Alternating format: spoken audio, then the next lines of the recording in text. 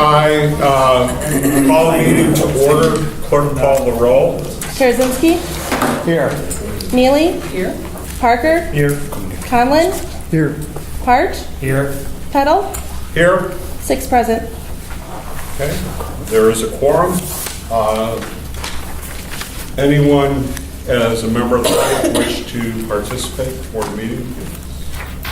I have somebody that called me today. I don't know what the process. Can I speak for them?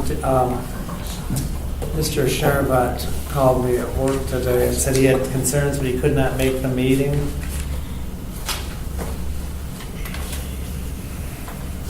Is that a yes or a no?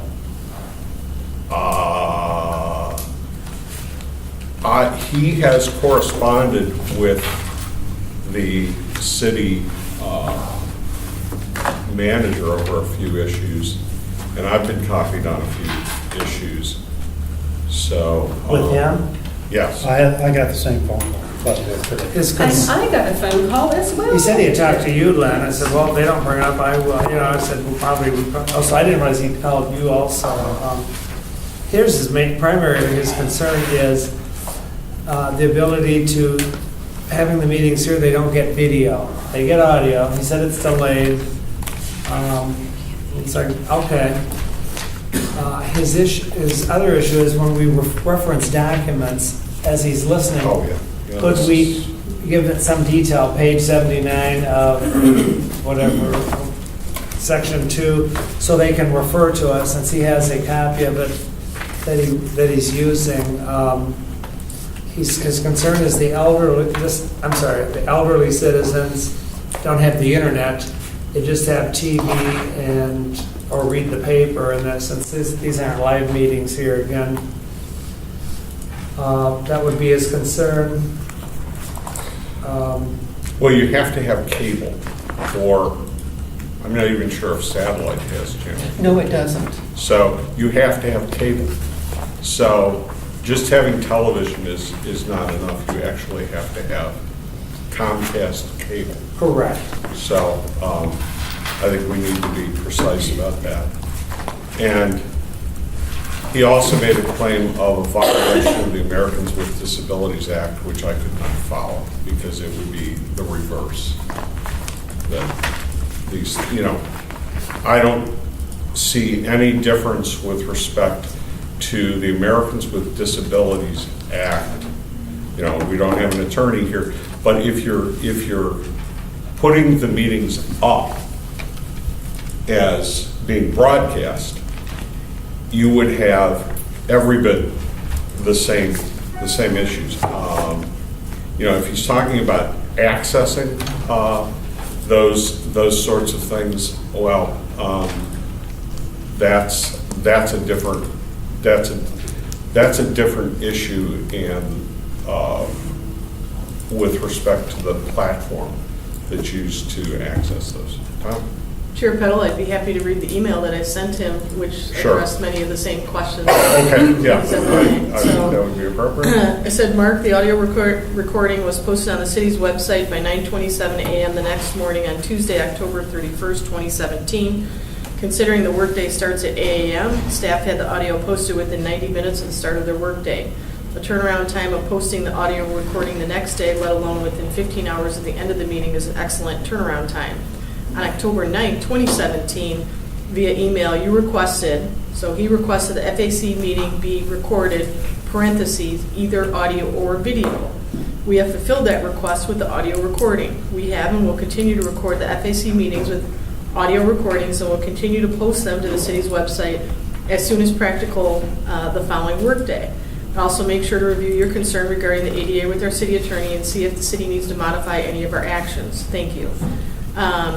City attorney did send a separate email to him. I'm not sure if because he was saying, could you please clarify what your concern is with the ADA? I don't know if today there was any exchange on that. He did follow up with this, and his comment was that it wasn't posted on YouTube. So I know that Director Talkington has worked with staff. It's easier for us to post the audio on our website the next day. Correct. To post on YouTube, we need to convert from the recording into the YouTube format. so it doesn't happen the next day. There's Right. going to be a delay in regards to that. I would also indicate that in previous communications, I indicated if the FAC wanted to meet in the police department, we were not going to videotape it. We don't have the video capability like we do in the council chambers, where the cameras are mounted in the ceiling, where you're speaking into a microphone. And keep in mind, the only meetings that have ever been videotaped are city council and committee of the whole meetings, when FAC has been in there, as well as planning and zoning commission. To the best of my knowledge, then, the fact that we're now audio recording, being able to provide that to the community, I think is higher than the level of what we are doing with other committees, commissions, and boards where we're simply posting the minutes. So that's just the background. Thank you. I appreciate that. That does fully catch us up, I think, on the various emails that I saw, including the ones from today. I think it is important also, I can take up this particular issue, but I think that it's appropriate for you, if you're comfortable, to also address the issue of boards and commissions and the city council in joint meetings. Sure. You want me to address from the perspective of the timing for the? Or No, that boards and commissions, as a matter of practice, do not meet jointly with the city council. Yes, that's correct. And that is one of the reasons why the structure of the meetings is what they are. And to the best of my knowledge, the city council has not requested a meeting. Is that accurate? That is accurate. Okay, so that is the reason that there is not a joint meeting with the city council, and that would be contrary to normal practices for a board or commission. We got used to a different model, partially for purposes of expediting things, but there was the suggestion made, which these meetings have been a response to, that the committee needed the opportunity to meet separately, and that, as we talked about at the first meeting, the committee's responsibility is to offer our best professional opinion or our best specialized opinion to the city council. That does not include considering what the council will do politically. What we are tasked with is providing the best advice that we can with respect to what is the most financially sound to do. We can raise other issues, but the issues related to we have more responsibility on the fiduciary side. The city council has more responsibility on the political side, but they also do have a fiduciary responsibility.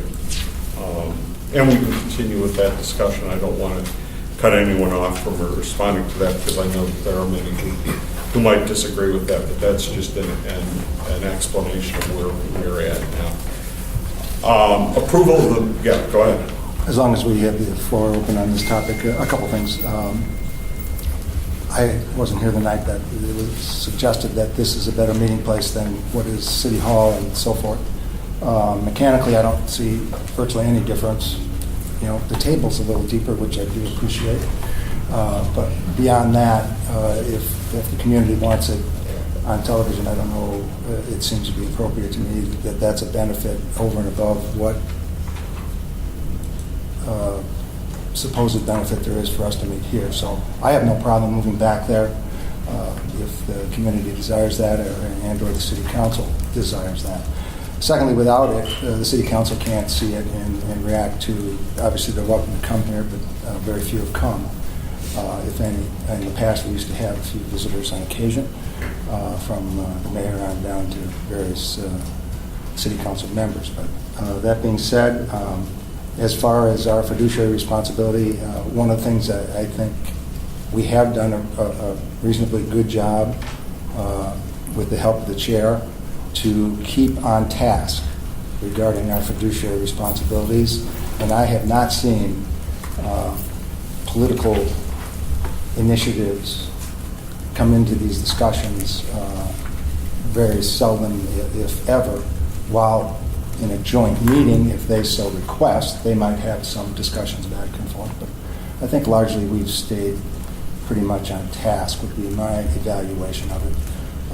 And if they wanted a joint meeting, I certainly would support that. I think that direct communication from your financial advisors is important. That's up to them. I just want to be very clear. When I say political, I mean political palatability. I don't mean politicizing things. So, for example,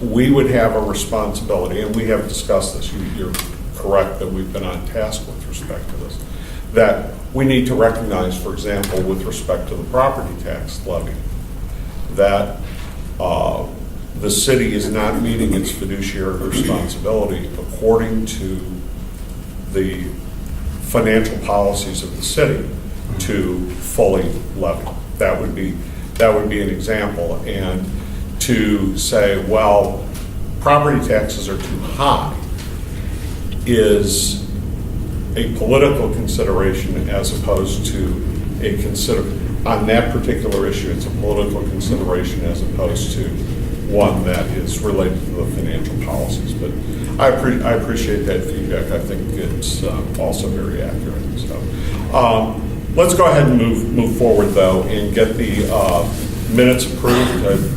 Do I have a motion to approve the minutes of the Monday, October 30th meeting? So moved.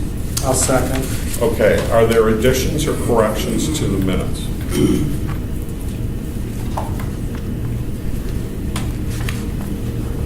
Hearing none, clerk. Oh, well, no, we just, all those in favor say aye. Aye. Opposed? Abstentions? Okay. Now we are to the agenda item of reviewing the fiscal year 2018 budget. I will point out that this is a very wide open agenda item. So there is a lot that is germane here. And any recommendations that we wish to make with respect to the 2018 budget should be completed tonight. The default motion, okay, which I'm not asking for, but the default motion is to approve the fiscal 2008, or recommend approval of the 2018 budget as presented. Okay, that would be the default motion that we would take up. Anything in the way of amendments, changes, those are issues that we can take up regardless of whether they're related to the general fund, the airport fund, water, sewer. We do need to explicitly make sure that we provide guidance, either in form of that omnibus motion, which would be to approve the entire budget. We need to make some kind of recommendation with respect to the streets and fleet and the funding of streets and fleet, because in this budget there is built in the 1% increase in the home rule sales tax.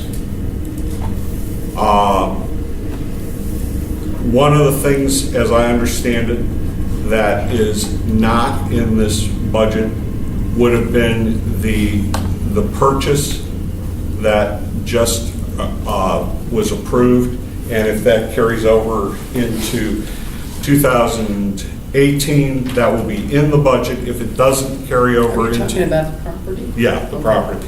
If it doesn't carry over, it'll have an effect on the ending balances for 2017, which will affect the 2018 budget. And at this point, given that there was a lot of discussion about this, I've been informed by Director Talkington that on Tuesday, we got new IML numbers. And those new IML numbers support the point that Mr. Tarazinski was making. At the last meeting, they have revised the forecast for 17 and 18, and so I'll turn that over to Director Talkington right now so that we can get an update on what those numbers look like from IML, which we're using as the primary source. I'll put them up on screen. I put the year-to-date so you can see it for the income tax. I'll just give it a second.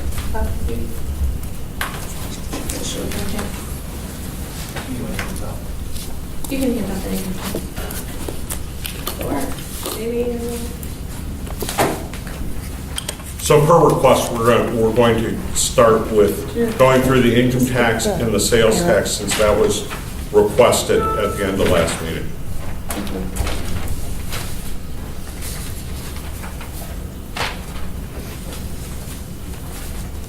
But this is the committee's agenda, so please speak up.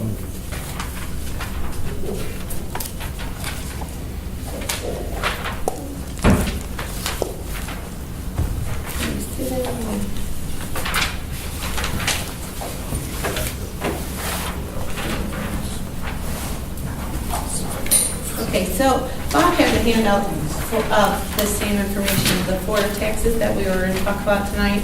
So it's the income tax, municipal sales tax, home rule sales tax, and local use you'll see on the handout. So what we did here in finance is we updated the year-to-date that we had versus the one that was received last meeting through August. So you see we have a few more receipts. And so I reached out to IML and called, I've been playing phone tag with the director, the executive director, but I hope to talk to him tomorrow. But I got an early release of the November municipal review, and in there is when they give their revenue updates, if any, are to be had.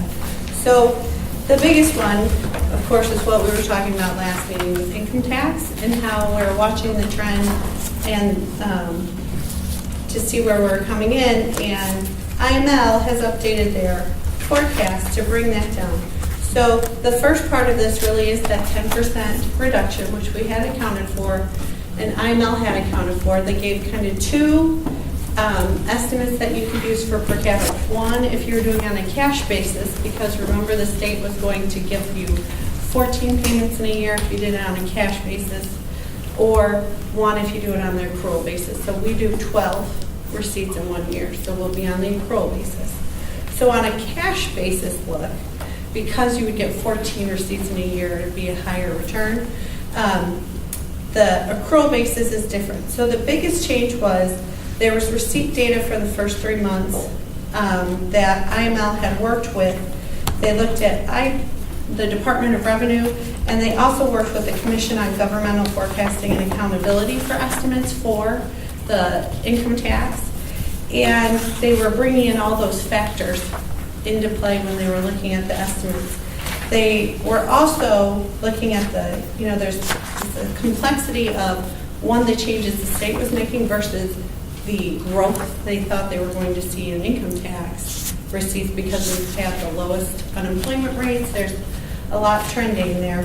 And it was based on the assumption that 100% of the revenue related to this, with the rate increases, would received right away. So receipt data for the first 3 months has indicated that assumption has not been realized. So it's causing IML to revise their revenues. So now the recommended per capita for income tax for our fiscal year 18 would be $89.50 per capita, which equates to, And what was it before? before it was 100.34 per capita is what we had in there. Okay. And it's based on our census population, so the population is 44,030. So the new estimate for FY18 would bring the income tax down to $3.94 million versus the I wrote it on here for you can see FY18 versus the 4.418 that we had here, 013. Well, actually, Molly, let's go through the 17, because 17 dropped substantially. Right, so that's the first thing. So the 18 was reduced. 3.94. So now for 17, the estimates were at 102.55 per capita, and that is what's included here in the budget, and it's dropped down to 95.21 per capita. So the changes that they're seeing from how the state, how they had worked with the Department of Revenue and the Commission on Government Forecasting and Accountability, the assumptions that they had in place with those two agencies and working on them, assumptions haven't been met. So the state hasn't been giving the receipts to the municipalities as quickly or in the manner in which they had assumed back in August when we were looking at IML's forecast and what their projections were. So this is really the hot off the presses revised update from the Illinois Municipal League. So it does affect where we're at with this revenue. So it's, between the acquisition of the property and this adjustment, for FY17, that's $1 million. Yep. Okay. Now, there's two pieces of this that I think are important, okay? And Molly's presentation, brief as it was, reminded me of these two items. Number one, I would not be surprised if there isn't political pressure or a lawsuit as to how the base income tax revenue, and I'm talking about before the increase in the rate that occurred July 1, how the base income tax revenue could be going up and they're reducing how much they're distributing to local government. The second point, and this is something that I think is important for the committee and for the general public to understand, is that when they put through the tax increase, in that piece of legislation, what it explicitly exempted them from giving any of that money to local government. That money was not going to go into the local government distributive fund. That was part of the legislation. So even though, they're basically balancing a portion of the state budget on the back of local governments, cities primarily, yeah.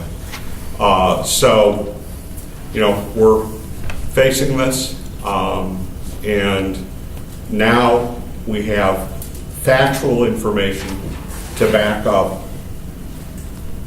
the discussion at the last meeting that something didn't seem right.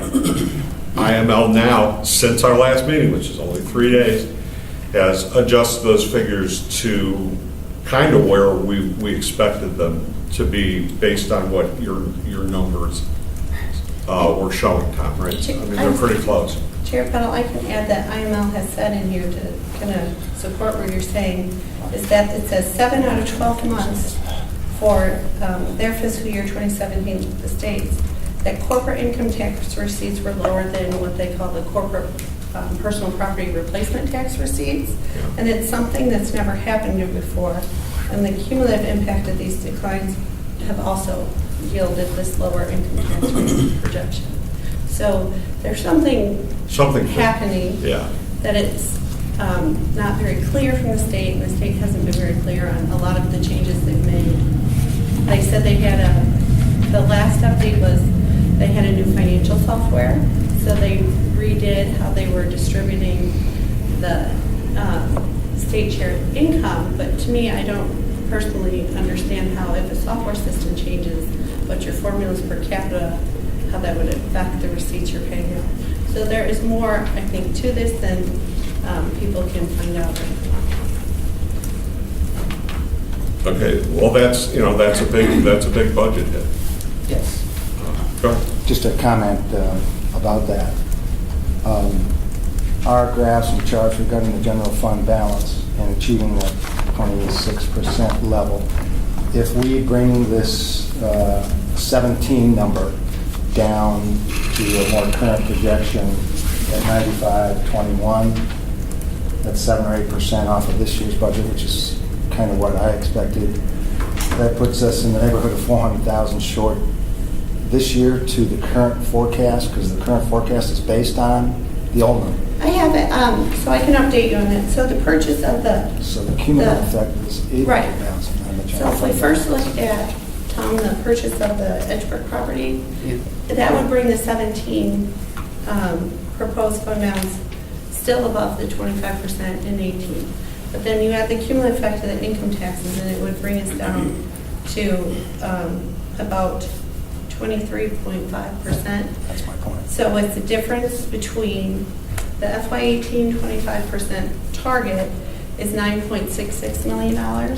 So it would be a difference, would be short that target by $587,000. So that's the impact of kind of those two things that have happened since the last meeting to today. One other point about it, I guess. If you drive that forward,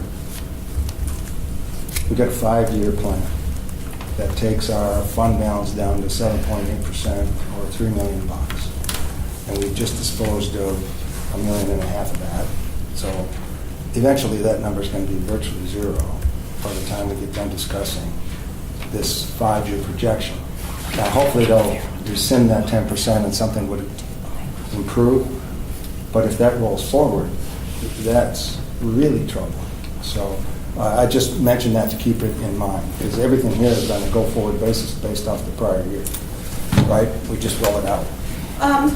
Partially. So I think the fundamentals of the 5-year financial forecast is, and this is part of why I was saying last meeting, if we move that to June and July, it gives you time to digest it ahead of time and help kind of set what we should look at for what we're doing in the following budget. But the point of doing the 5-year financial forecast is so you never fall off that cliff, is that you make adjustments to keep yourself, or, get the budget to reach those targets. So that's, I think that where Member Trzynski was going. So the income tax is a recurring revenue, right? So we will make adjustments to the recurring revenue with the new information that we have. But you have a lot of purchases that are in this FY18 budget that are one-time in nature and do not roll forward into that 5 years. And so you could use fund balance to cover those one-time purchase needs, and those are those big safety requests we talked about, like the radios, the squads, and for development, the comp plan. Those are those big one-time tickets that we have included in this 18 budget.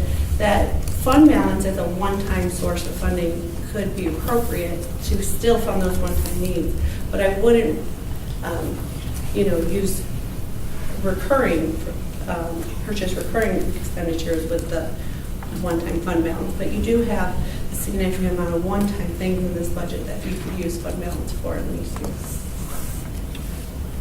I appreciate that, and I especially appreciate that new squads and new digital radios, they don't draw pensions, and they don't get sick, and they don't need workman's comp, and so that's good, and they're one-time hits.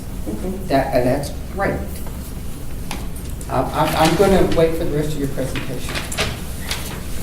Well, I think that we need to absorb everything in different ways.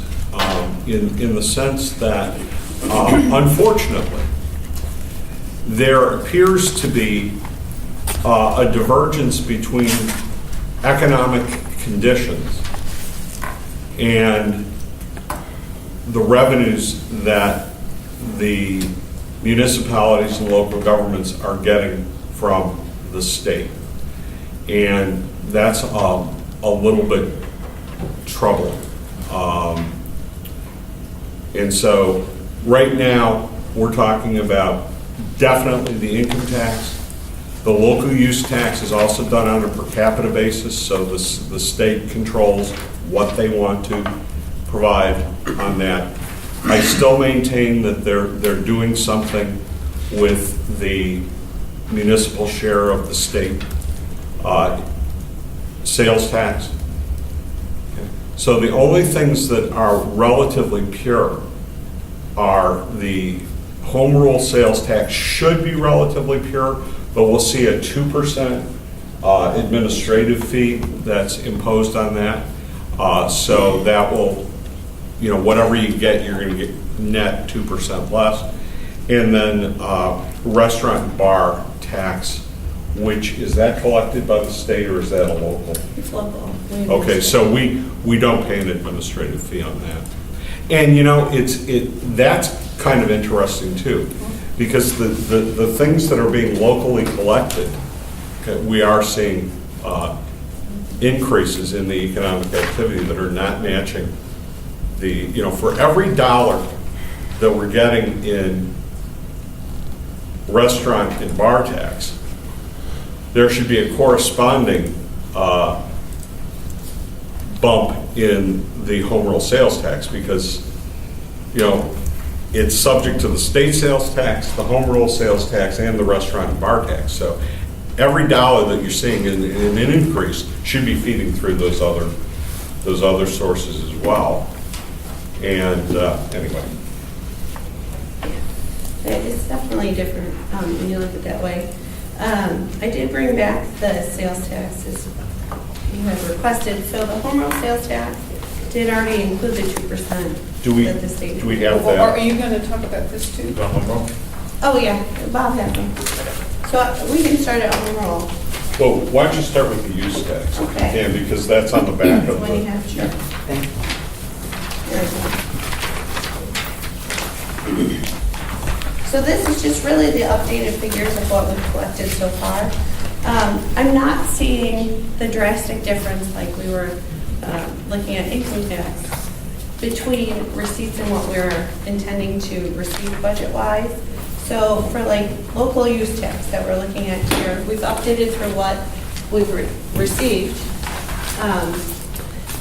but it leaves kind of the next 5 months. So what I did was I looked at what we've received and just used the figures from the year before.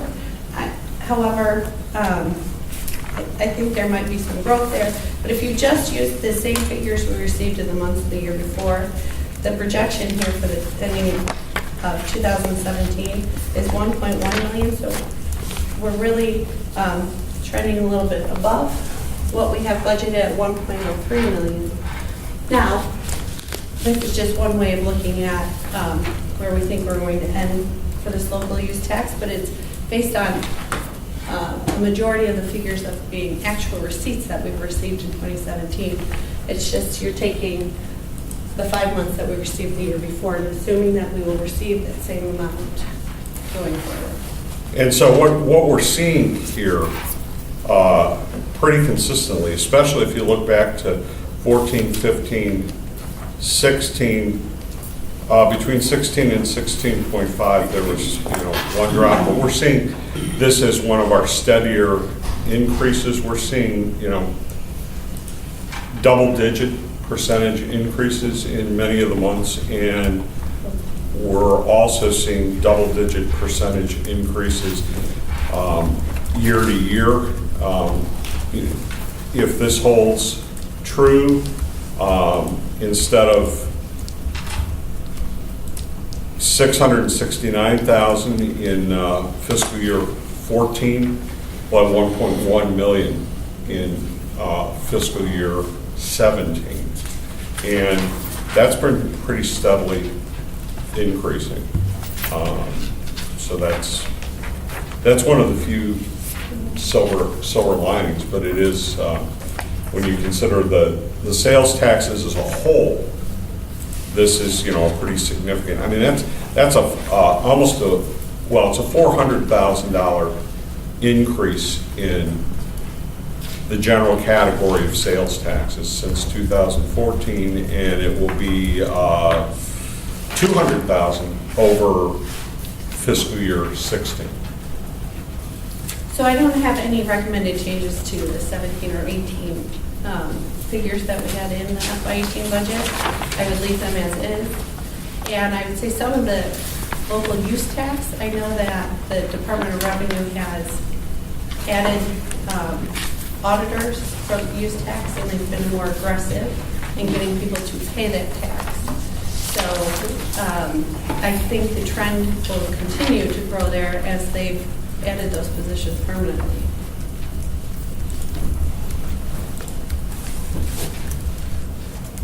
Are there any questions on local use tax, or I'll move on to the next one? So municipal sales tax. Let me stop you right now. It appears there's a major error here. Where? Which one? If you look at the subtotal and the total for the 12 months,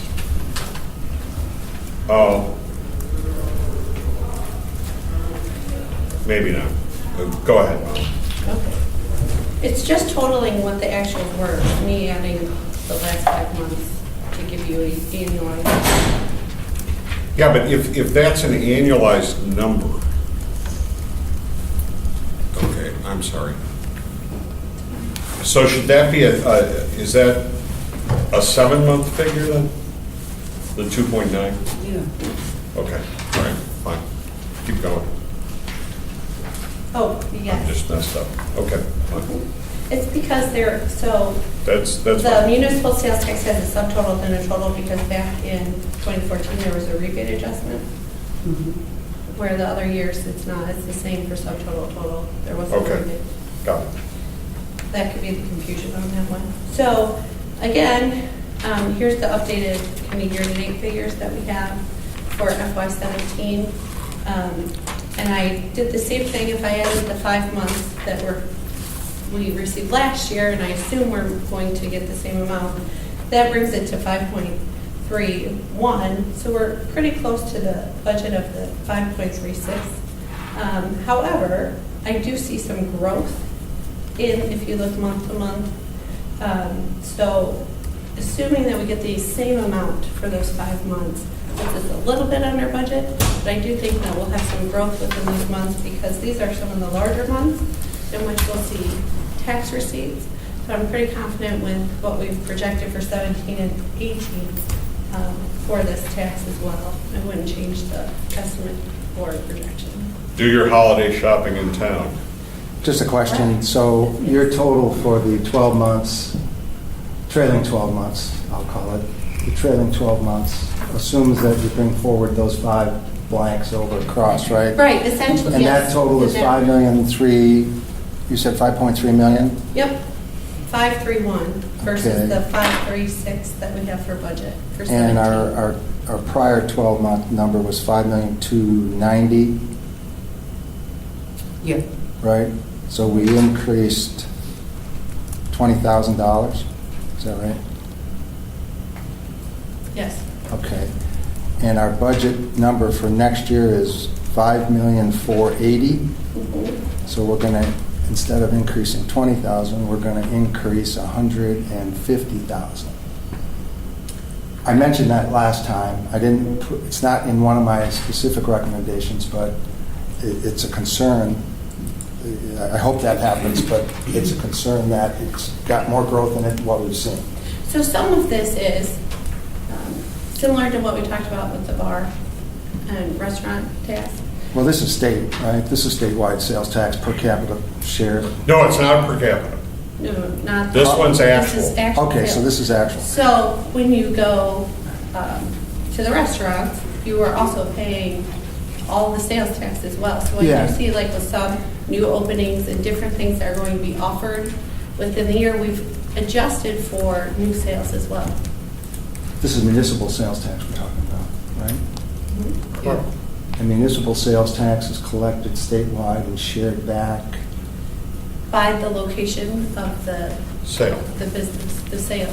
So we get the actual dollars that are collected Okay. from our businesses. Okay, so this has a higher rate of increase, would be my Right, my because I point. have some new growth built into that assumption. And that's my concern. Okay.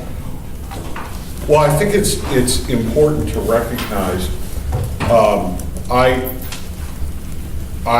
am a show me also on this, Tom, but look at FY15, 5.4, Right, okay? 16 would have been a year where we had lost 5.6. several of the large retailers. Right. So, right there, we have, if you go to the last full fiscal year, the, 16. right, if you go there and we're at 5.3, Right, then we've had an increase. $20,000. No, but it's not a decrease. It's not a decrease, It's right. not a- It's not a decrease. But- And with more sales tax sources, it seems conceivable to me that we would see a larger increase.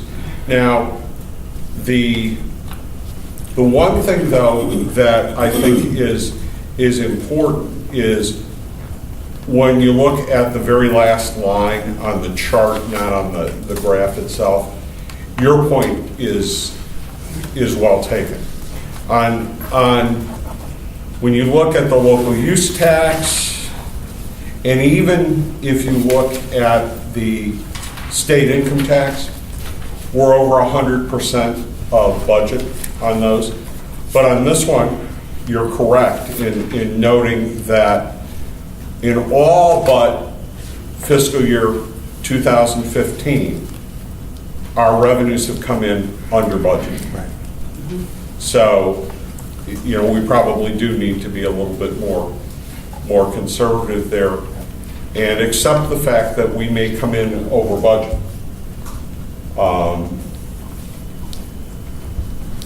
Yeah, right now we're at 5.5 million budgeted, so 100 or 150,000 reduction would be more consistent with what we've seen 16 to 17 and then 17 to 18. There's barely any growth there. Inflation's stuck at 2% or less. And I really thought this was shared on a per capita basis, but. It's not, it definitely Okay, is all right, not. that's fine. And this is the one, though, that makes absolutely no sense to any municipality that I've talked to, because sales are up. Sales are up. I mean, that is a factual statement. Sales tax revenue at the state level has been up, and somehow local distributions back are down. I haven't met anybody in a city who hasn't seen a decrease in what they're getting from the state. And when you ask them about it, they say, look, every other indicator is that our sales are up, but we're not getting the money back. And because it's not shared on per capita basis,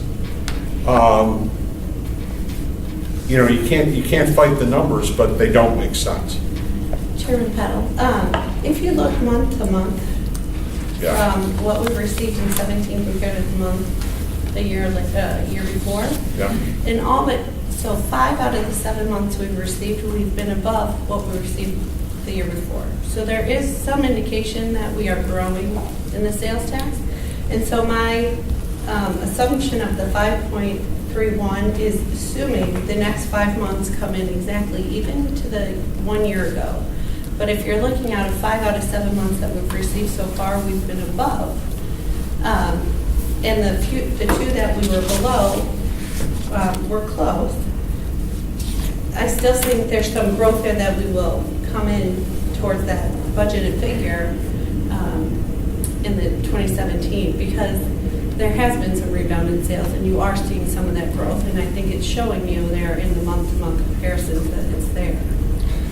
Yeah, what do you think, Tom? It's a risk to some extent. It's not the biggest thing since we've got some other major items on the table, so. But I'm saying, if you do look year to year, it's pretty Yeah. substantially up. Except for the people in Springfield that are taking this in with a sieve and not sending it back. Well, that's, We're up 20 grand. no, we're up more than 20 grand, are we?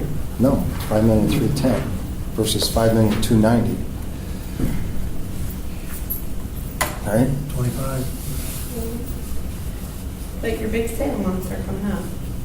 I'm just saying, 12 months, over 12 months, I'm a simple guy. Were you comparing fiscal year 16 to fiscal year 17? Or were you factoring? Yeah, I'm just taking from 16.5? 12-month trailing number that you gave me, 5,310,000, right? And 16 was 5,289,000, actually. Since that's the easiest one to find down there, that's actually 12 months. That's all I was looking at. And the budget's 5,480,000, so it's a risk of 100 grand. We can come back to it. We've got a lot to do, I'm sure. The one thing I would just share with the committee is when we take conservative estimates on the revenue, the thing that is not factored in here is development that will come online in 2018. So what I would say is there are projects that we are working on that we are not yet publicly ready to disclose and haven't gone through the appropriate process, but we know is going to have a positive impact, but we can't discuss those publicly. So when we look at this, we know there's other revenue that's going to be there in 18, but we're not budgeting for it because we're taking a conservative perspective on it. But there are projects in the pipeline that will be going forward next year.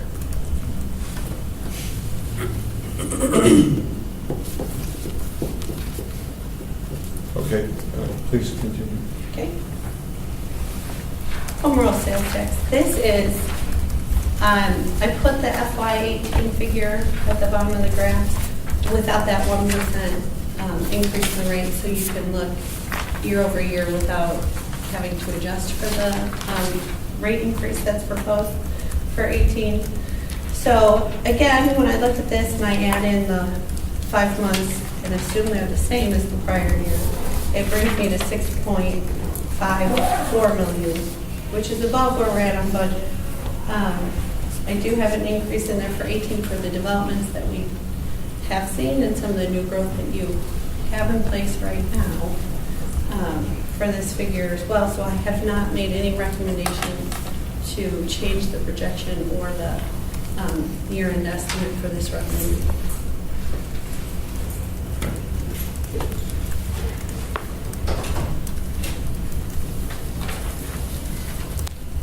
So 16 and 17 were flat. Am I reading that right?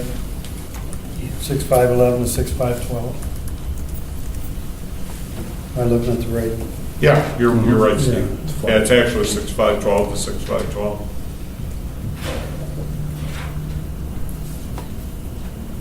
Right. Is what is Right, oh, I'm projected. sorry, from the actual of 2016 to what we budgeted Yeah. for 2017, correct. We do But not- we're going to actually come in a little And I think we 30,000 will come on in your over. rate. And the budget for next year is 6,707,000. Yep. Mhm. Well, we're kind of somewhat of a disadvantage, I think, then of looking at these with what you said. There's these things out there that are going to happen that we don't know about, so Yeah. we can't use those when we're looking at these numbers. I understand, but I want you to know that when we look at these, we know in the back of our mind, from the staff perspective, of projects that are coming. And if you have a suggestion on how to deal with this,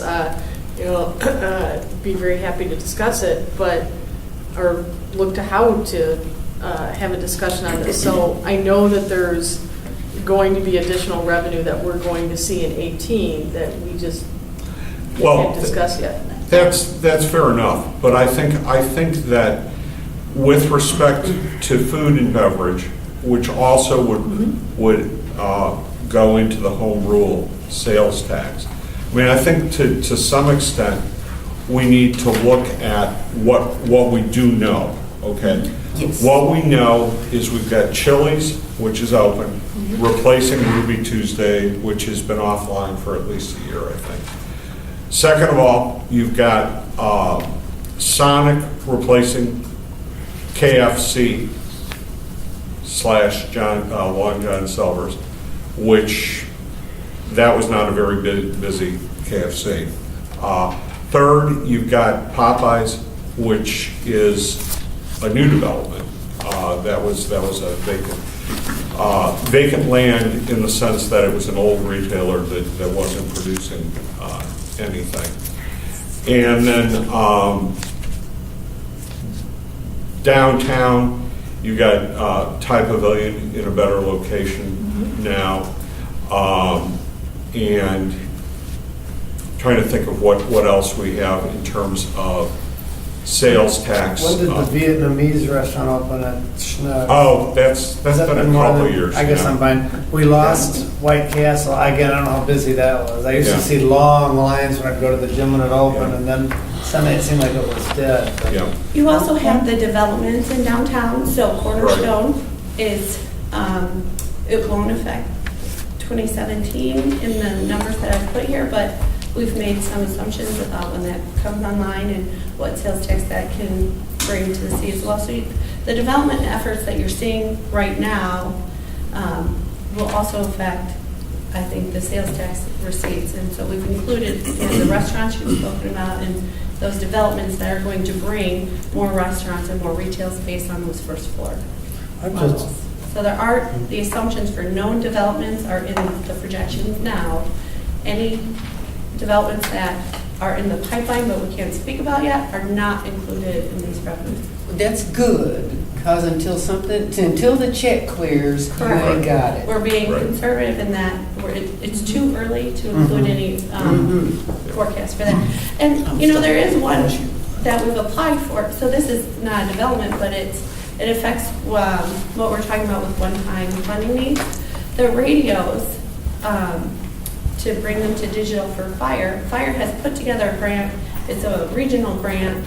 It's just too early for us to say that we're going to get the grant to include it into this budget, but it would be a $200,000 revenue if we received that grant that would offset, then we wouldn't be using fund balance to purchase the fire radios anymore. We would put that grant funding towards those radio purchases. So there are some things that could happen. I'm hoping that one will kind of move up in the likelihood to be approved because they made a regional effort, and I tend to see that regional grants get approval before a single municipality grant. So there are some other things that in that kind of conservative approach we haven't included in here, like that grant. It's just too early to put it in here, but we know we need the radio. I think that makes sense because the alternative of that would be including it, and then if it doesn't come through, Right. then we'd be all up in arms. So I think that makes perfect sense that we just deal with what we know, what we have in front of us. If that comes, all the better, you know? Right, it would be a positive if they happen. I guess I'm not convinced on the impact on Chili's, and Sonic, and Popeye. I mean, unless we're getting people that are coming from out of town to go to those places, it's just someone's going to choose Sonic over Burger There's King going or to be McDonald's. cannibalization. I mean, my wife and I go out to eat a lot. We've been to Sonic, we've been to Popeyes once, and that's enough. We'll go back to our Junction, and we'll go back to the other place and eat it. I just don't know that, I can't see where that's going to be a big So increase. I We actually. need more people. No, I actually think it will be a big increase. And I'll tell you why I think it will be a big increase. What has happened on West Lincoln Highway is you had a decimation of the availability of fast food. West Lincoln Highway is where the students will go to fast food restaurants. And I would add Rosati's into that particular mix. And so what we had at one point is you had Lucalo's go down, you had Kentucky Fried Chicken go down, you had the place that's now the Burrito place go down. And in the process, what has happened is that you now have more options on West Lincoln Highway, where there's actually a pretty high density of residential development for people to go. I noticed that people are in there who are walking. And, Pardon me. and so I think, is it going to be $500,000? No. But all that I'm looking at is that it's going to replace the lost sales tax revenue from the existing businesses that were there. I think Chili's will do better than Ruby Tuesday. I'm not saying you're going to have a massive increase. No, I agree with that. You're just not going to have the loss from that. It doesn't take much. Now, one of the things that is really interesting is that some of those restaurants on West Lincoln Highway are not open very late. Jersey Mike's is the one that comes to mind. They're only open until 9 o'clock. So you're not getting late night sandwiches as you are in some other areas. There is no silver bullet. I don't think it's a magic bullet, but I think it's a stabilization, and it also, I think it also stabilizes the neighborhood when you have those outlots, if you will, filled as opposed to being vacant properties. Well, I hope you're right. And it's just, just a quick story, that Diddy Dogs, that was my son's place. Oh, okay. Now, we had a lot of people that went there. They opened in May, and people liked the food. I mean, it wasn't, I heard, it wasn't the it's all healthiest right. food, but it, I mean, I heard good you know. things. Yeah. But what happened was, he started in May, business was good. September, when students came back, it dropped dramatically. Oh, It was no explanation, there's no explanation for it. We couldn't put our finger on why that happened. But you never know. Well, and May I Yeah, say sure, one please. thing? Chair Petal, you and Director Talkington and City Manager Cora each of you have made references to things that might improve considerably within the next few months.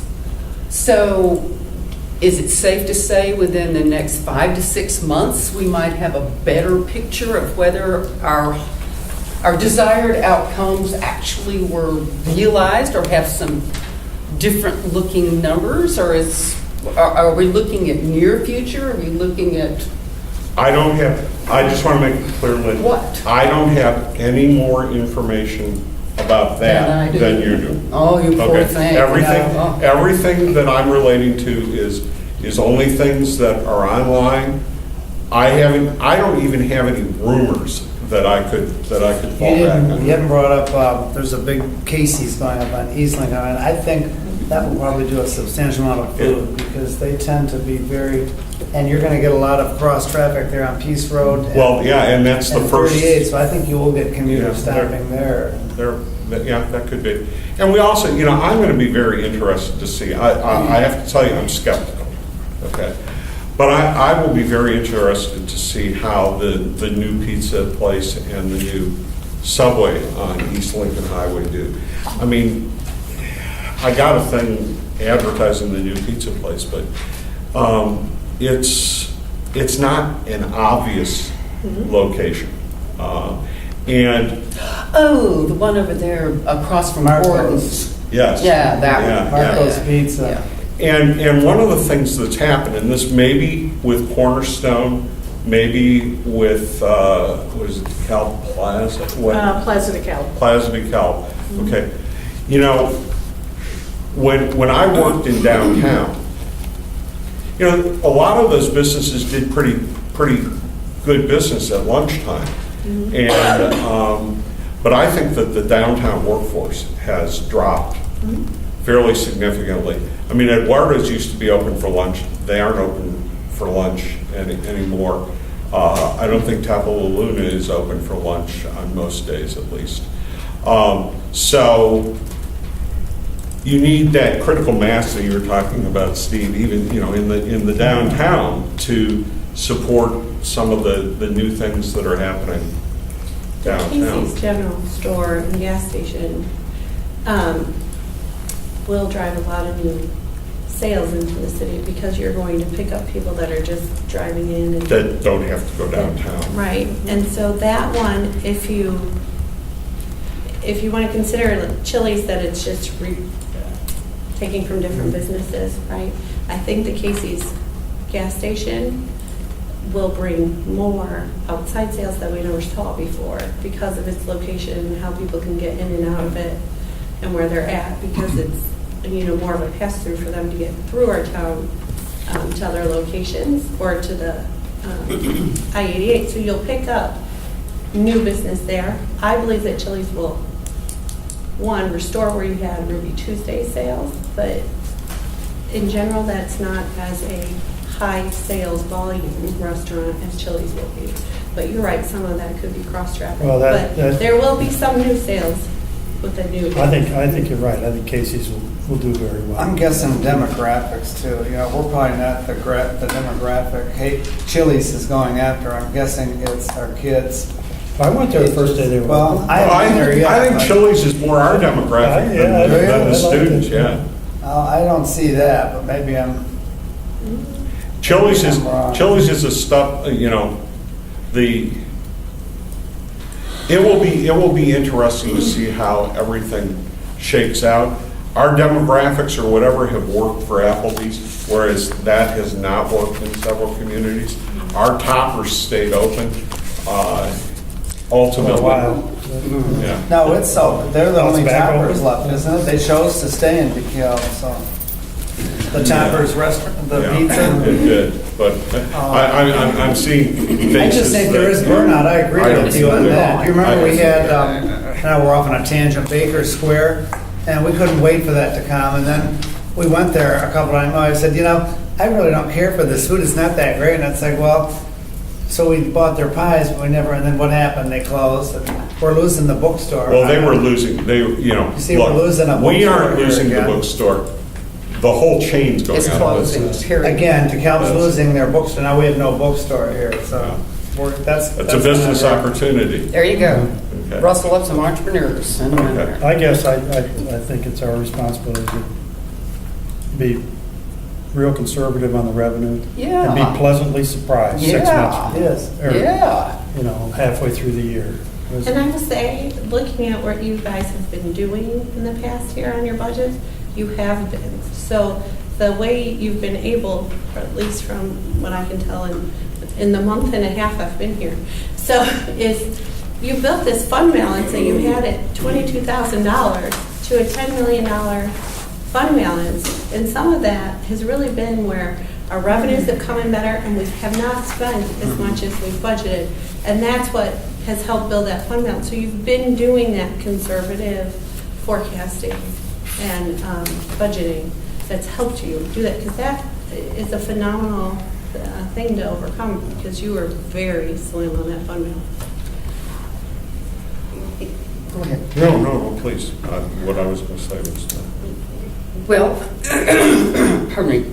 I'm also delighted that we are, that at the end of, let's see, well, the fund balance is up. That's fabulous. But I will be honest with you, something that causes me considerable concern on page 236, if you're following the budget proposal, if you look at the last 4 lines on that page in the projected years 18 through 22, even without any, in any swing caused by the Edgebrook property purchase or the state holdback on the income taxes, if you look at the surplus deficits and you look at 18 through 22, those are all in the hole from 70, or a little over 78,000, growing to 2,000,008 in 22. That's an ugly projection. And then down here, this fund balance going from over 10 in 18, we hope, to down to 3.3 in 22. That is an alarming couple of trends, at least for me. And I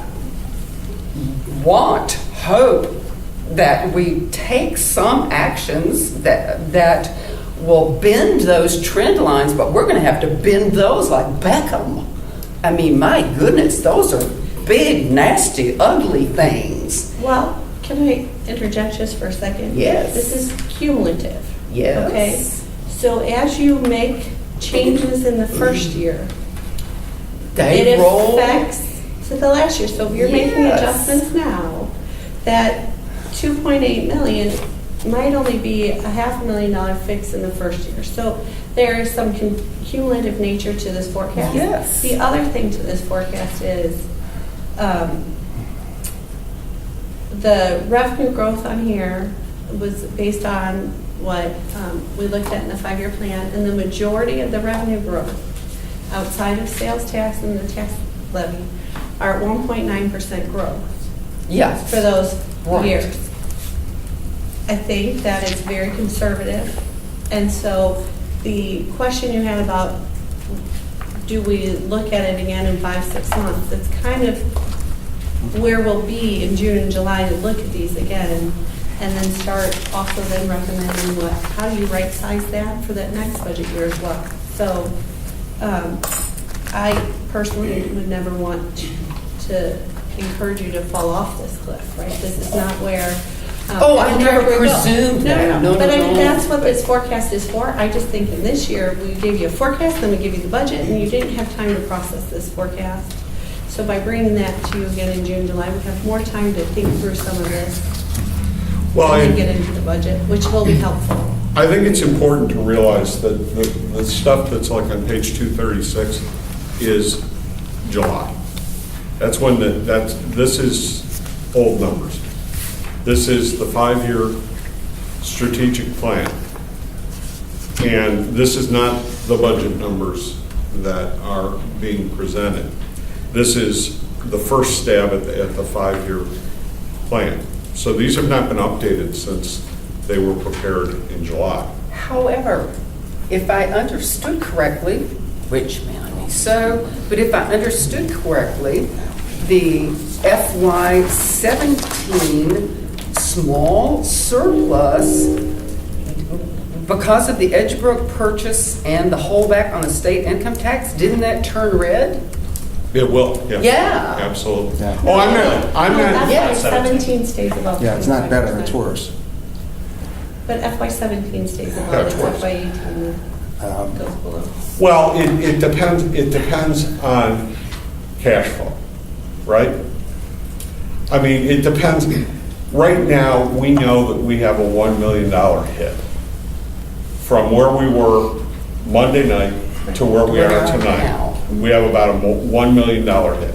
And the question is that going to show up in FY17, FY18, or a combination of both? But it's I mean, bad there's going to be, news. there's $1 million that has to be accounted for in terms of a reduction in fund balance, other things held constant. And whether that occurs starting in FY17 or FY18 is actually a distinction without a difference. The point is that, if revenues are better, which we've talked, that's a possibility. If revenues are worse, that's a possibility. All that needs to be factored into the concerns that you express about the page 236. Right now, we do not have a plan. We do not have a plan. We have hopes, we have dreams, we have hallucinations. Hallucinations. About how we get rid of that $2.8 million drop in, or the deficit in fiscal year 2022. And as Ms. Talkington, excuse me, was saying, I freaking think of Fran, I'm sorry. Not that we'll do that. Oh, okay, sorry. To prevent winding up at a negative 2.8, we need to start bending that curve now. Right, absolutely. So with that, oh, Dave? Yeah, I was just, I mean, that was kind of one of the key points. I know you've been busy. I sent you a long email with stuff, but that was my concern too, is that fundamentally, just from a finance perspective, some of the hardest decisions are the personnel decisions. And I grew more concerned, even before hearing about the $1 million, that we were maybe expanding staff, although with what you heard from a safety concern, I wish we had twice as many people in the safety areas of our staffing. But just wonder if we have time now to take these adjustments and pull back some of these expense categories to fit within, so we're starting to make the changes, as Linda's saying now. I think once we, say, advance a person from half-time to full-time, it's going to be harder to then remove the position than to keep half-time and suffer through a little bit, or to remove a half-time position. And people, HR staff know more about that than I do, but I just wondered I think we need to take some action quickly. And pensions and health care. Can I make one comment to that? Is the city council has already received the budget the way it is. And the budget meetings will be on Monday and Tuesday of next week. So the way that this committee will have their input is through your recommendations come Monday, because the budget document is actually not being changed for Monday. It's already out there. So we are, your question about time to make adjustments, the book's already to council in this form. So it'll come after the council looks at it. So how your committee has input is the recommendations. And that will be all given to council that, the FAC recommended this, or they didn't agree with this, or they supported making this change. And it'll be part of the information packet that we bring to city council, which will also include the updated information on the income tax. However, the budget document as it stands is not being revised come Monday. Right. Oh, that's That makes sense. fine. We understand. Okay, I just want All to right, make sure sure. that. So let me move us forward toward some of those recommendations. In looking through, Mr. Tarazinski brought some Yeah, I can hand these out so everybody knows what we're suggestions looking at. in. And some of these are things that we've already discussed. They're just put Yeah, interestingly enough, put some of to them paper. Yeah, and that, those we will certainly take up first, because that's just trying to deal with where we have to go. Some of these will not require a vote. Yeah, So, we can pluck off the low hanging fruit here. I guess if I could introduce these, I would like to, from a general standpoint, Chair. Okay, just not each one by one. No. Okay, fine, My- thank you. All right, go. Basically, we've been doing this for a long time now. The Finance Committee's been meeting for 10, 12 years. I've been on and off of it and so forth for an extended period of time. The 5-year forecast, I think, is an extremely important document and should drive where we are. I'm unwilling, very much unwilling to wait 6 or 7 more months and adopt this budget as it stands. I think Lynn's comments about making a down payment on the future and driving something through to that 5-year projection is essential. And given the substantial nature of the reductions in revenues that we just heard about and the additional spending, if I understand right, we're going to take the 17 number down if we accrued the liability and recognized the full impact of the income tax, that alone is going to take 17 down by 600-700 grand from the projection that's here. And this is rolled forward, plus the 400,000 that, or 500,000 that you're going to take out of income tax for 18 that's not in here. So it's a million one. No, that's not true. Yes, it is. It is true, Mike. You're missing the forecast from 17, and you've lowered it now by 7 or 8% for income tax because the rate, the IML adjustment isn't in the forecast for 17 yet. Correct? Right, but Yes. Thank you. the dollar amount, I think we have a difference on the dollar amount. Okay. Yeah, It's we- 300,000 to 400,000. Not 700,000. No. Plus you have, if you accrued the liability associated with the purchase, is what I said, for this thing. I mean- Oh, you mean for the land? Yes. Oh, okay, I'm sorry, I Yes. misunderstood. Okay, so now you're back to your 700,000. Yeah, right, Plus, we're right. going to impact 18 by almost 500, more than I projected even, 400,000. It's going to be 500,000. You're dropping it to 3.9 from 4.5, 4.4, so it's 500,000. So we're now $1.1 million in the hole from what this fund balance projects us to be at the Oh, from the end. fund balance. Yeah, Yeah. so we don't have 26, we're at 23.8, and then we're saying we're going to do one-offs to take care of one-time items, like those aren't in every budget every year, that there's one-offs and capital purchases that are part of it. I'm very frustrated at this point to think that we're going to drive this thing forward and drive those fund balances virtually to zero just by the numbers we have in front of us without taking some important corrective action. I'm willing to have the budget meetings go from now until June, until we get a 5-year plan that is relatively in balance, recognizing that our revenue growth is really 2.5% at most. And if it gets better, wonderful. But I want spending to trail the increases, not precede them. Last year, we sat here and we cut 2 positions to make the budget balance. We took home rule sales tax down by $240,000 because of this committee's meeting. And we, when you say we made the number, we did make the number, but it was largely because of recommendations from this committee that drove those revenue numbers down so that they are now attained.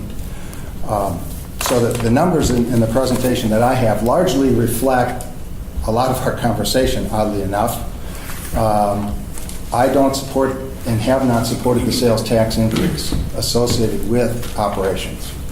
Mike, you recommended that we discuss and get into the table as a 0.75% increase that drives $3 million for capital. I basically support that in concept, but until this 5-year thing is addressed, I don't support it. I would hold off until we come back, and I think we make a budget adjustment in March, or whatever time frame we collectively get to something that's a relatively balanced number on a 5-year go-forward basis. Because it's going to be extremely difficult to do, I know that. And if you want 2 more in safety, that's going to be a challenge. But that's where I come back with $1.5 million in recommended permanent reductions, including 6 or 7 full-time positions, not at all touching the police department per se, and if 2 additional positions are needed, fine. We have 200 open positions. We have 200 positions that we run the city with, and if we need 2 more police, we still got 200 positions at the end of the day. We have to find a way to be more efficient, more effective on a go-forward basis. So that's the nature of this, and I don't need to go through every one of them by road unless we want to get to that point. So you're suggesting a 35% cut in staff? No, I'm Yes, suggesting... you're suggesting a 35% cut in staff. No, I'm suggesting $1.5 million down payment this year, which Molly made the right comment. What down payments we make today are going to roll forward to that number. So Right? you're They're not cumulative. saying 7 or 8 positions this year? I'm saying 7 or 8 positions. That's 35%. We got 200 positions. No, hold on. If you eliminate police, you eliminate I didn't say fire. eliminate police. I Well, didn't you say- said, well, don't touch the police department. I said, if you need 2 more booths, if it were me, I'll be very specific. If it were me and you need two positions on the block, that would be a high priority to get them out on the street. Does that mean there's no efficiency anywhere in the police department? I don't know that. That's for management to decide. Our committee, in my opinion, needs to make a recommendation on how we live with 2.5% revenue on a go-forward basis. We also need to make a decision as to how we move forward with a $7 million gap in capital funding. I support you. Right, but you've said, no, wait a minute, we can't even begin to discuss this for another year. No, I did not say that. I'm willing to discuss it January, February, March, April, May, and June. until Which it's means done. putting it off for another year. I wouldn't put it on. Well, how are you going to get your street contracts when you're waiting until June? Well, the fact that you're going to kite it by 6 months is, in my opinion, No, that's a year time. is It's not virtually 6 months. irrelevant, Mike. It's virtually irrelevant to the size of the problem, and you know that. The problem's $35 or $40 million that we're trying to wrestle with. Yeah, but it's been $35 or $40 million since you were on the city council. I agree we need the money. I agree that's a $3 million down payment, as you proposed, I would support if we fix this. Okay. That's- If we fix, now, I agree with you more than I disagree with you, okay? But you're saying, I support it as long as you do exactly things the way that I want them to be done. I think there's an important, not only important, extremely important steps that are necessary to gain the confidence of the community. You're talking about a $1 million sales tax increase. That's 17% on property tax increase, all right? And I know what that's for, all right? You're talking about a 1% increase in sales tax in addition to that, 30% of which has to go to serve operations because we are not growing the revenue base necessary to spend 6%. My answer is you can't continue to plan 6% spending increases every year. No, I for the same fully outcome. agree with that. That's not efficient, it's not effective. Now, we looked at comparative communities. I would hope we get all kinds of ideas about how to do it, but we need to be more efficient. That's the bottom line, in my opinion. And if we don't want to address it, and we're just going to continue to increase taxes, I suggest to you your revenue basis will not increase at all. They will go down. Because there are certain people who won't be here. I hate to be this blunt, but I've been here too long listening to this conversation. The same conversation year after year. Well, and I have too, and we look at this in a different way. We, meaning the city, okay, I mean the city as a community, we have done nothing with respect to streets and vehicles. I agree. In 9 years, we've done nothing. We cannot continue to play the game of pay me now or pay me more later. Okay. Now, I am definitely in agreement, and I think that you know this, and I've said this before. I'm troubled with any portion of the sales tax increase going toward operations. Right. Okay, I understand the argument in favor of that, but I'm troubled by that. I mean, I can justify in my mind increases in taxes or other revenues that are going to be earmarked in some kind of a reliable way to address the capital backlog that I'm convinced truly exists. And if we have to prioritize it and get it done in a slightly longer period of time, fine.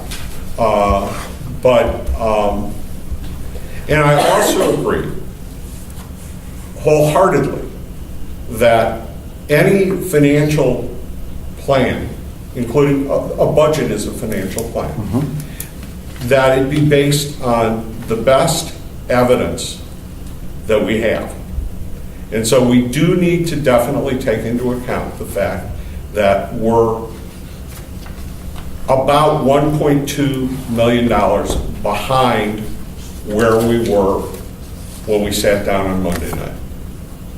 And that's $1.2 million of real money. And that's going to make, in the best case scenario, that's going to make that 2022 number a $4 million deficit. Yeah, you're going to get the, Worse. Or I said in the best case scenario, it's $4 million.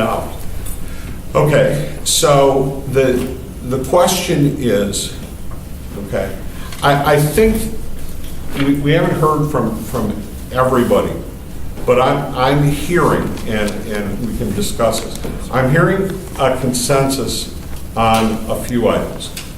Number one, we need the budget to reflect the new information that we have about the income tax revenues and the fact that we have a liability for the purchase of the condemned property. Those are things that need to be accounted for in the planning for the next fiscal year. Understood that the document won't change, but those have to be addressed. And there's going to have to be some difficult decisions that are made with respect to that.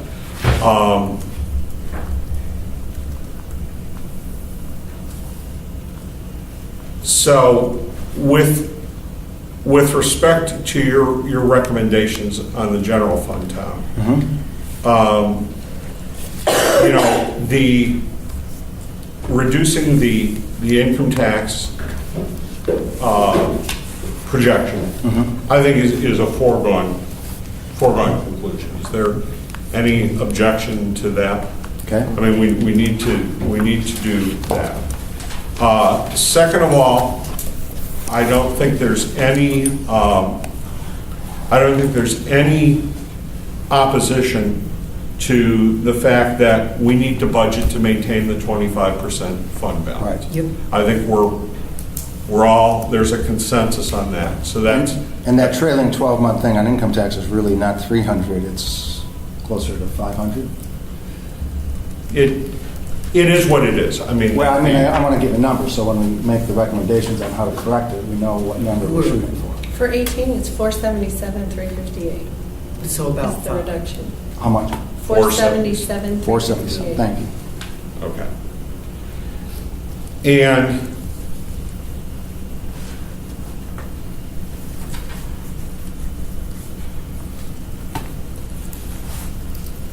the rest would, okay, well, I'll move on to capital. We'll try to tick off the things that I think we have consensus. The easy ones. Yeah. The water rates, I think that's a consensus. Yeah. That support the plan in place as long as we continue to segregate the capital revenue.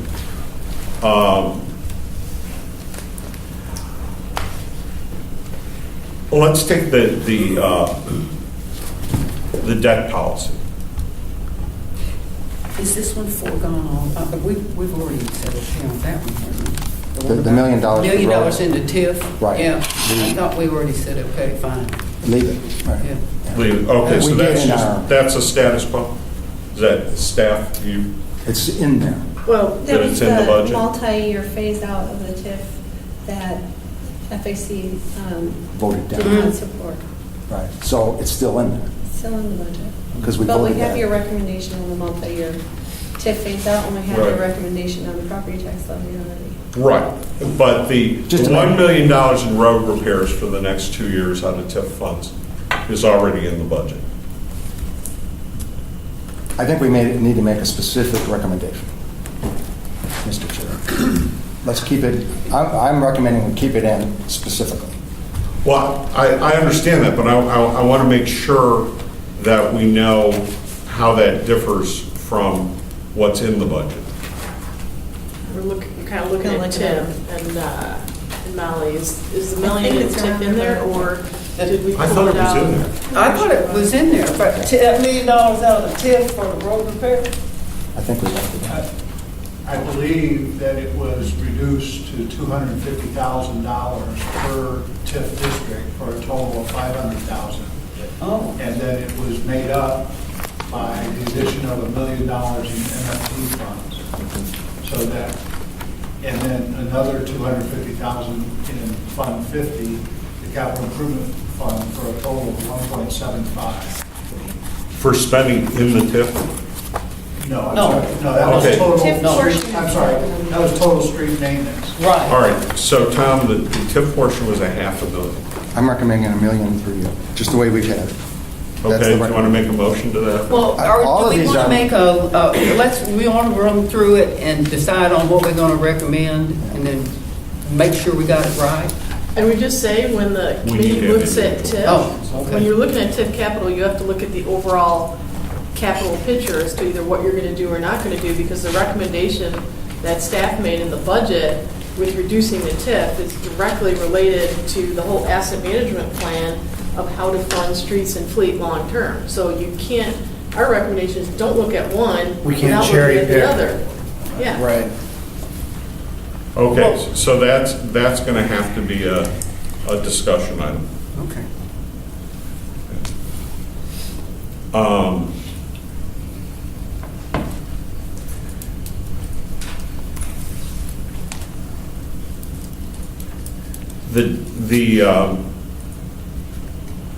The debt policy. The FAC should support no new debt until the 5-year plan is completed. I think that recommendation, if you have it, it needs to be a more precise recommendation. In what way? So, well, I wouldn't eliminate the possibility of refunding debt at a lower interest. Yeah, when I say new debt, I guess I'm talking about new debt. Not a refi. Refi is not new debt to me. And that's I think you guys have virtually adopted that anyway, because you can't, Say we have no you new debt. didn't have a recommendation even from your consultant to have new debt. But this just states it. I thought that there was a recommendation that might be how the capital plan got funded. So that was part of, there was multiple kind of options to fund the capital, that you could issue debt and then use the different revenue sources. And what's Yeah. recommended. But we have not recommended that in this budget. We went Okay. with the 1% sales tax. All right, so is there a consensus that our recommendation as of now is no new debt until 5-year plan is completed? Explain what that means exactly. Does that mean if an emergency came up, then we're locked into no new debt? We're making a Just a recommendation. recommendation. Correct. It's a My recommendation. question is, does that lock them in if they were to No, take it? No, because So why do we need to do that then? that's giving why we that's exist. giving our opinion. And it- Well, Len, thank you, also- I understand that. Please don't, I'm asking questions, so I don't like it when you make me feel foolish because I asked a question. I I'm regret asking, that what was not difference my does it make if we do intent. this or don't do this? Well, I think, Ron, that the key part of that is the second half of the sentence. And it's one of the things that is saying that, as Director Talkington said, we still have not come to any kind of conclusion. Correct. We meaning the community, with respect to how we handle the long-term capital needs of the community. And I think that the point of the recommendation is that we maintain the status quo in terms of the amount of debt that we have outstanding, that we don't incur any new debt until we've come up with a 5-year financial plan that includes the consideration Okay. of all the That makes various, more sense to me. all All of the right. various revenue sources that could be considered, and how we're going to strategically cover the movement forward to get rid of the deficits that we see. And this is just have a plan for what you're going to do. Should we have a deadline then when we will have this all set up? Well, that's Rather than gonna be just keep some of the rolling other- and rolling and rolling? No, that's going to be some of the other recommendations that are on. It's on here, actually. That are on the sheet. Oh, okay. At least I'm So- number one. My, so, We will never get there. the clarifying question is, when is 5-year plan completed? Because in my As soon as mind, we I get thought on. that's a every year plan. Well, it's a rolling. It's a rolling. We haven't There's no adopted new it. debt issuances until it's completed. Okay, That's where here's, okay. I think that we need to be careful not to take the words that are on the paper as a draft in literal form. I think that both staff and the committee would agree that what we have as a 5-year strategic financial plan was a first draft. Okay? And that there will be changes made to that. And right now, that 5-year financial plan, it just in the simplest terms possible, is showing a $2.8 million deficit in 2022 before we add this 1.2 million that we're talking about. And it shows a significant reduction in the general fund balance below that which the committee will recommend of 25%. And so I think the point here is that we need a 5-year financial plan draft, or the iteration. Maybe that would be a better way of saying it. An iteration that somehow has a strategy for not ending up 2022 with a ridiculously low fund balance and a 3 point something. Yeah, or $4 million deficit. What we want is we want in the next iteration for us to work together, all of us work together, so that we have a plan that is built upon doing things in a responsible way that shows a balanced approach in terms of revenues and expenditures, so that you don't have this gaping hole in terms of the fund balance. Is that pretty That's fair to me. fair? Okay, so that's and what we're saying is let's not incur any debt, which would just complicate the factor. I understood that. I just wanted to make sure. Until we have a plan that is, if it ain't perfect, at least we're significantly closer to being able to achieve. If we're at 24.7%, that's a heck of a lot better than where we're at right now. And just to make sure when we say that and make any comments to the city council, that 2.8 is based on having a $1.2 million sales tax increase for operations that we just said we don't want. It grows to 1.2 million in year 4. Oh, it grows. So it's 4 million plus the whatever other deficits we've created here tonight. Well, now okay. Let's just be clear that yes, that would be true. Everything else held constant. Right. And so, in the process of developing the 5-year plan, I would say nothing's off the table. Right. And so, if we choose to revisit the issue of whether a sales tax increase for operations is the best way to go, even where we're starting from a position that we don't want to have a tax increase for operations, that could be the outcome of the discussion, since nothing would be off the table, but nobody's necessarily pushing that. Capital, this is something I think that doesn't even have to be probably part of a motion, but we just can reiterate, This yes, one? Okay. where you isolate capital dollars from operations. So that capital dollars are never being used to support operations. I think that should be a recommendation, and we put it specifically That's fine. in our policy statements Okay. when we readopt Okay. as appropriate. All right, so, Question? Yeah. I was reading some of the older reports, and did the policy of the city to contribute 10% of the home rule sales tax to exclusively to capital, did that stick at all? I think it was 2008 when I was, that financial report that I was reading, that was a policy. I don't think that's stuck. See, that's exactly the point of this. That's right.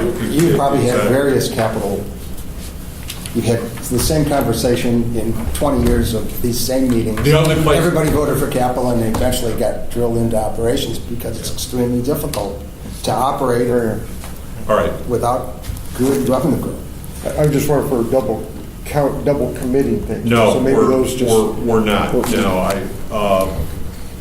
to the best of my knowledge, no, that money has never been segregated in that particular way.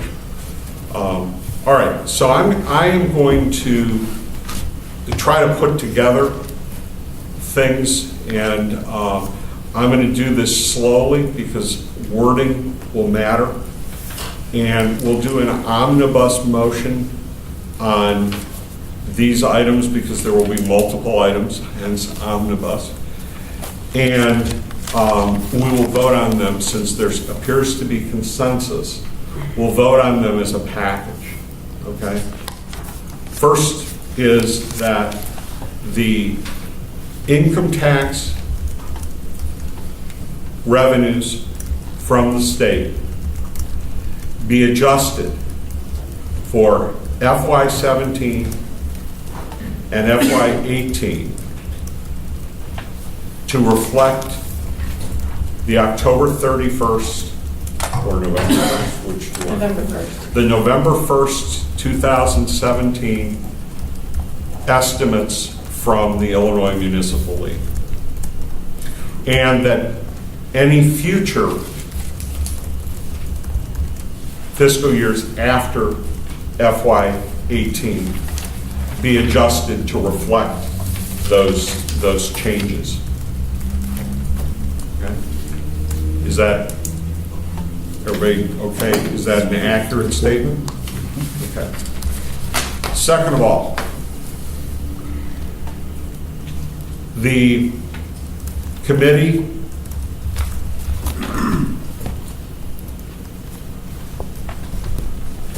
strongly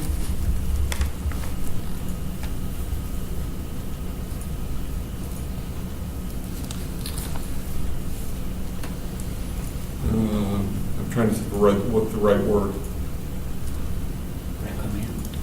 Well, it's not a recommend. Okay. The committee strongly commits to a budget or to budgets, current and future budgets. All right. The committee commits to current and future budgets that strictly adhere to the 25% general fund balance per the city's adopted fund balance policy. Could we Yes. add the word minimum before 25%? Minimum, yes. Minimum, I think that's what the policy. yes. Yeah.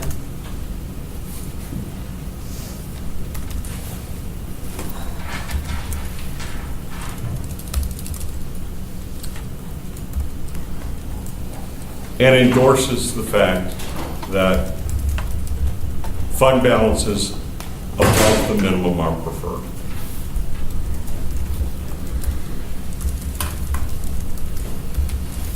Is that okay? Okay.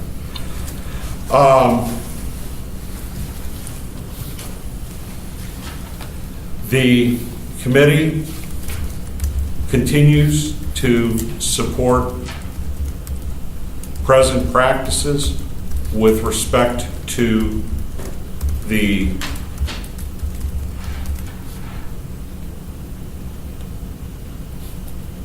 water system charges.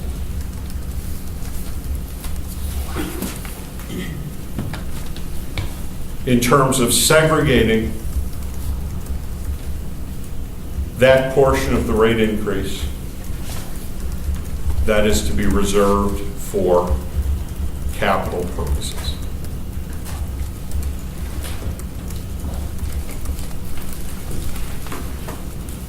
And that regular updates are provided to the City Council and the FAC as to the capital balance of that account.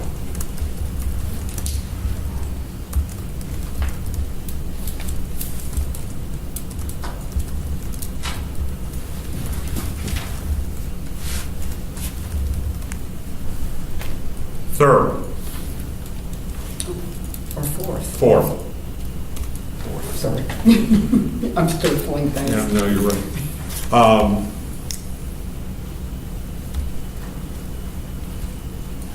Capital revenues collected for capital purposes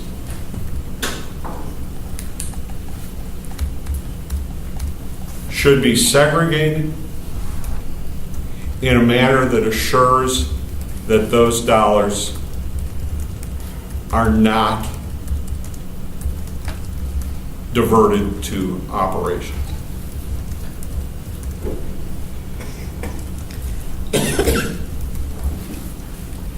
That's this. Yeah. Okay.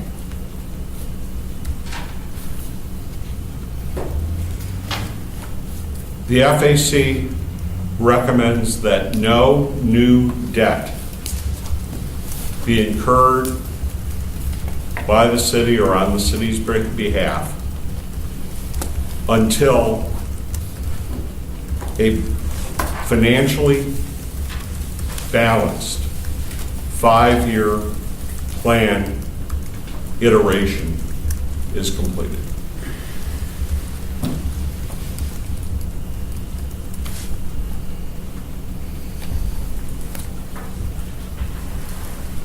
Does all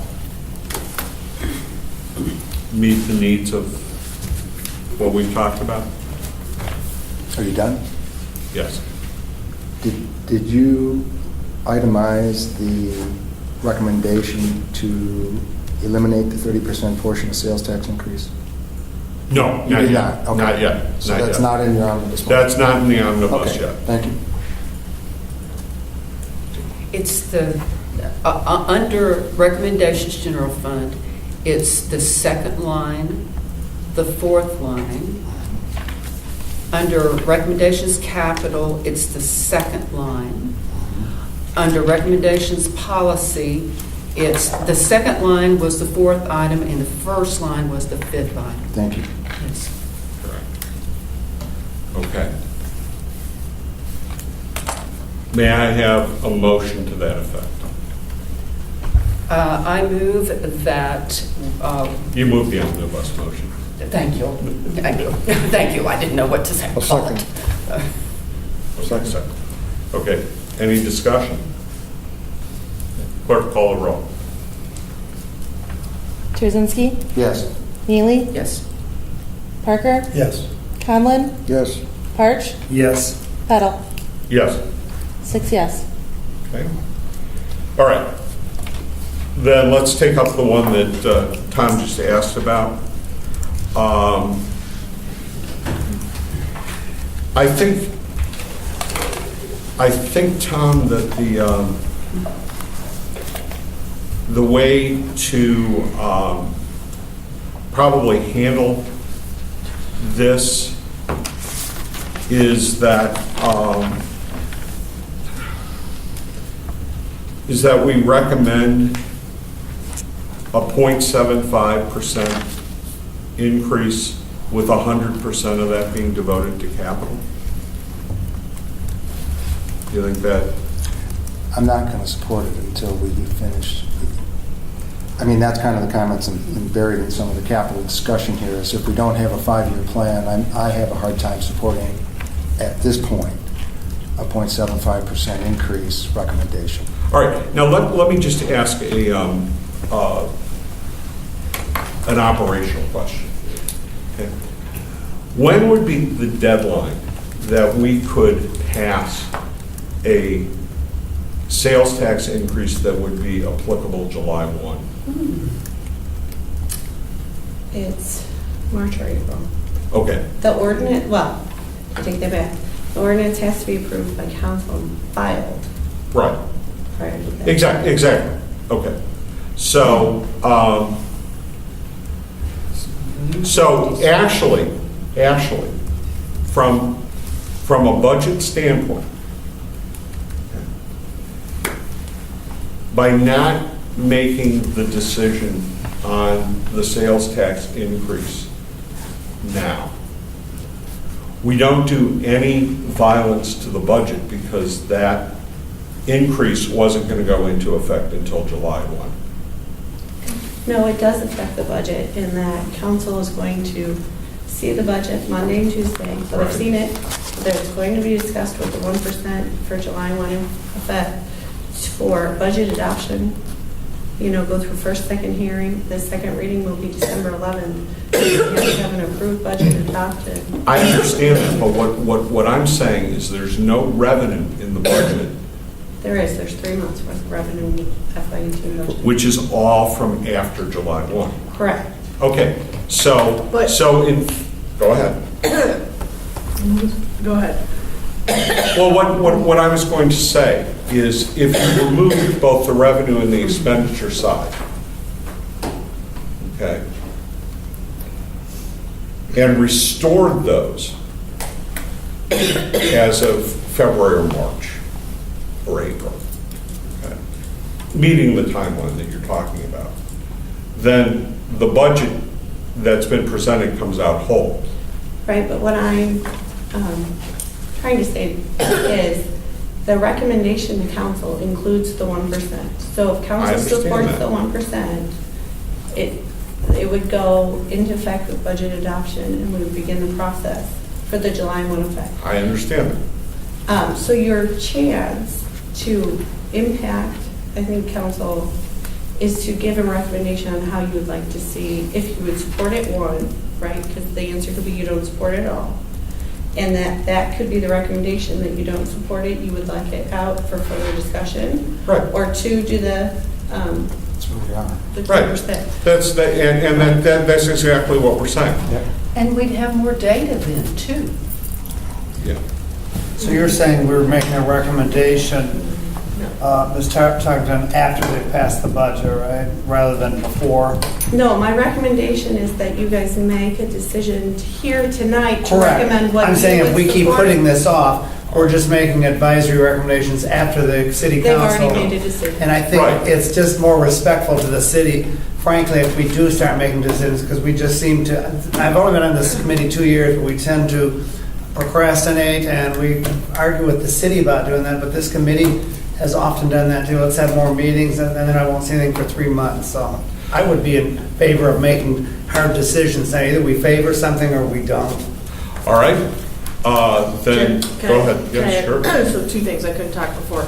So number 1, if you're gonna have a follow-up discussion on this issue in, let's say, 4 months, you're now taking 3 additional months' worth of data, or we're revising the 5-year financial plan, excuse me, I'm losing my voice, that much sooner than anticipated. So you're not going to have much different data than I think, other than updating everything that you've talked about here. That's point number one. Right. Point number two is if you don't have a recommendation of how to proceed on capital, it is going to impact the 2018 budget and what we can do on the street side and the fleet side, because then things are not going to be included in the budget based upon whatever the recommendation is. All right. So it Fair will enough. impact 18.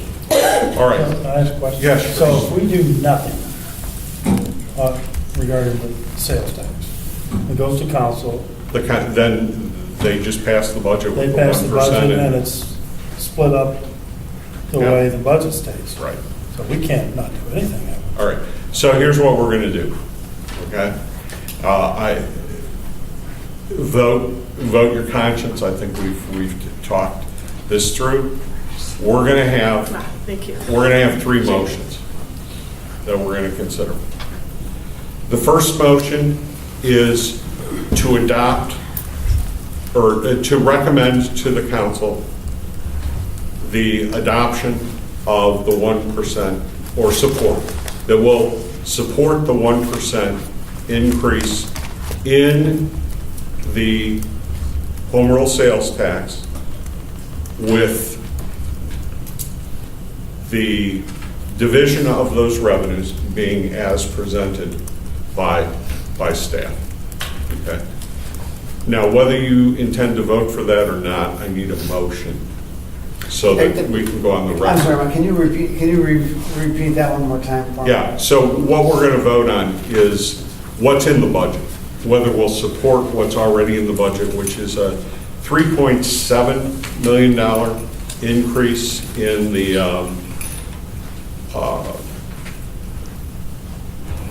in sales tax revenues through a 1% increase in the, and of that,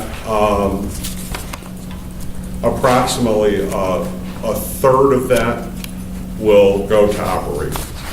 30%, to be 30%, specific. It's a right. split of 45% to streets, 25% to fleet, and that 30% is a breakdown between the additional police officers, a 16%, and operation stabilization at 14%. Right, okay.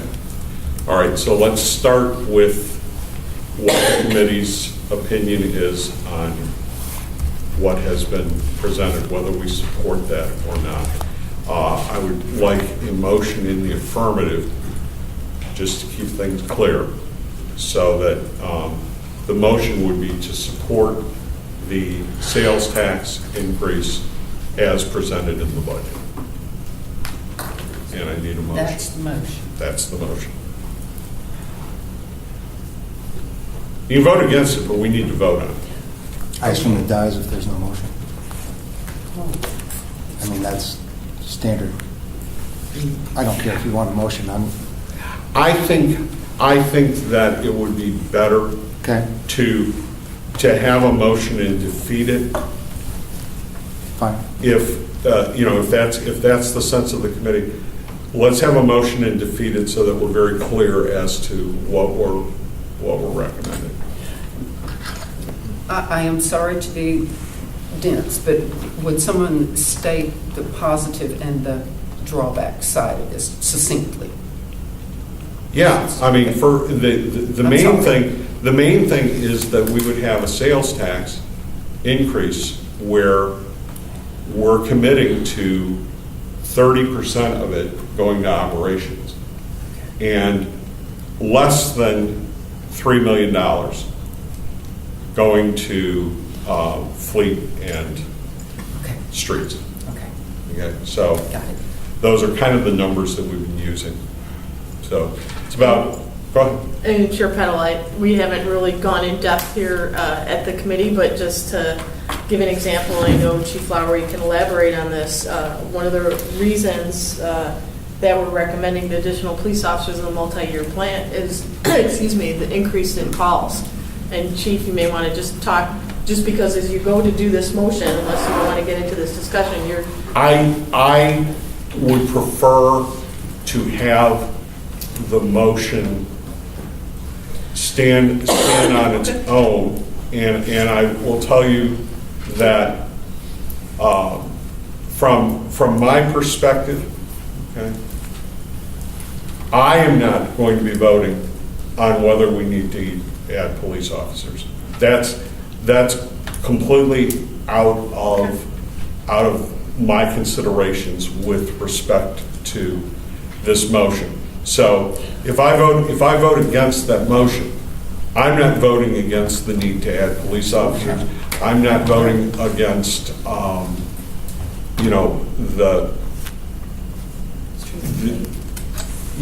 right. This is just a funding method. Yeah, that we are just the voting funding on. method Okay. and how we do it. That's it, and it's just operations. And in this case, it's the general fund, or I'm sorry, it's fund stabilization, and it's the police officers. Okay. You could pick anything in the budget that you wanted and put those in as the placeholders. So my vote will not be reflecting on what the money is being used for, but rather principles. Do we have a motion?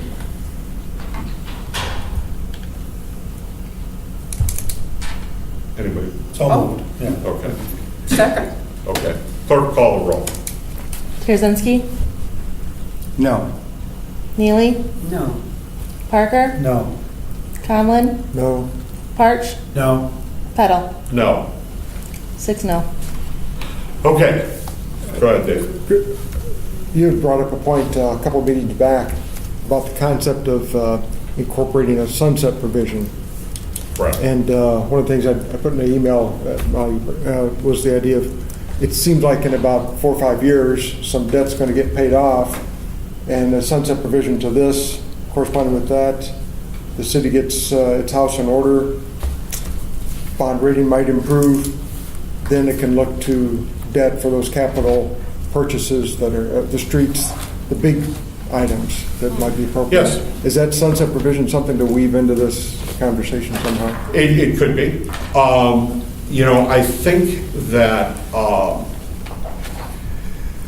I think that it goes right to the heart of the discussion about the 5-year strategic financial plan, in the sense that those are considerations that might take place. Remembering that first of all, the city doesn't levy any taxes for bonds right now, other than the library. Correct? Correct. Okay. It's all abated. And so it's not hitting the general fund. Okay. So there may be revenues that are freed up that would be general fund revenues that are being used for a different purpose right now for debt service that might be freed up to be used for other purposes, hopefully capital, since we're very short on that. But go ahead. Sorry. No, I thought please. you had finished. The largest debt that will come off first is TIF related, so it would not go back to the general fund. In that vein, the things that support debt service are volatile revenues, so your hotel motel tax is a percentage to debt service payments, where you have a steady payment, but you have a volatile revenue in it. Some of our police fines go into that as well. So the way we fund debt right now, I wouldn't say it would be my recommendation to continue that way. So that is somewhere you need to look in the future as well. Actually, Dave asked a question earlier. Now I don't know the answer to this. The police station debt. There is a dedicated revenue source. What is the dedicated revenue source that's contributing to that? Is it the sales tax or is it Gas tax. gas tax? The local gas tax. Okay, so there is a case where a portion of a tax increase was being put toward capital. So that, in that one instance, that was not ignored.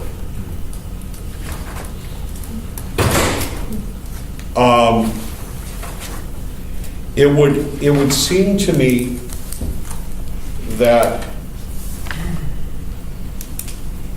we could go one of two ways with the next motion. The next motion could be a 0.75% increase in the home rule sales tax with or without a 5-year, 6-year, whatever sunset provision. Can I make one correction? Yeah, sure. The local motor fuel tax is not funding your debt anymore. It's hotel motel tax and police funds. And And what? then general fund support. Sure, okay.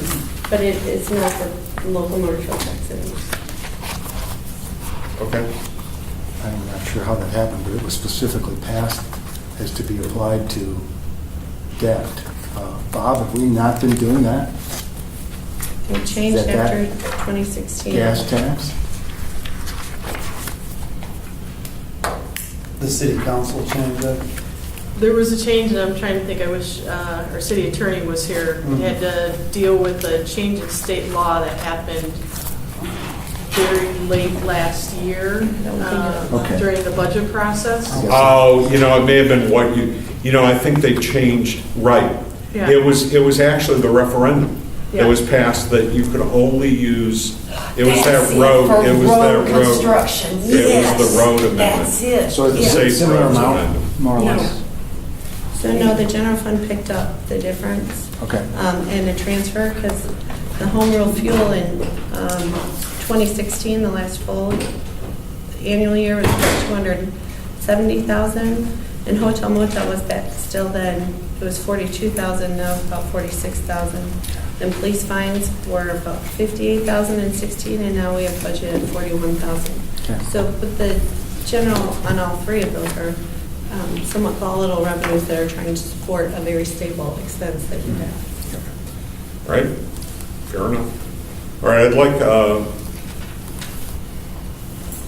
do you want to, regardless of the way that we vote, do you want to vote on a motion with a sunset provision or without a sunset provision? Could I just change the order of events? Sure. At this point? Given that we have now eliminated the operating portion, I think that's pretty consistent with everybody's message. That's 417,000 plus the 477. We're at 900,000 reduction in revenues to the 18 budget. Considering we're at 900,000, I would suggest that we go through the items that deal with recommendations regarding expense reductions and then come back to the capital. That'd be my suggestion.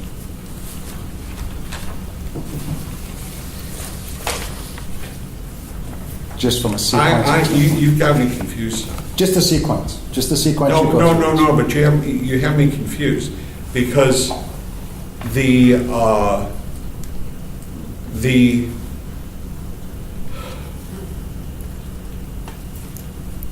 right now where we're at is that, okay, and the changes can be made in the budgetary process.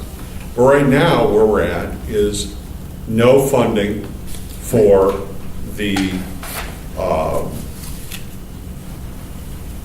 fund stabilization and no funding for the 3 additional police officers. That's where we sit right now. Right. Okay, so in terms, and we also sit with no funding for the street. Yeah, I'm setting the capital aside. Streets and fleet. Right. Okay, so, From an operating standpoint, right now, we had a $78,000 deficit as we walked in the room. So that we've added 900,000 to that. So we're at $1 million deficit in our current budget, just the operating costs. oh, I thought you were referring to the, oh, I Just thought the you were operating referring to costs. I thought you were referring to Yes. what we just did with the sales tax. No. Oh, I'm Yeah, sorry. I'm just adding the numbers up in my head. Oh, That's what okay. I'm No, trying to no, do. okay, I'm So I'm with saying you. we've got $1 million operating deficit right now, given the two items. We've already lost the income tax, we all agree with that, that's 477. We have lost the 417,000 associated with the proposed increase in sales tax. So we got 900,000 less revenue than we did before. and we had a $78,000 deficit. So So we're we're looking at beginning- $1 million deficit in the first year, which compounds that 2.8. Now, we've just grown it to a big number.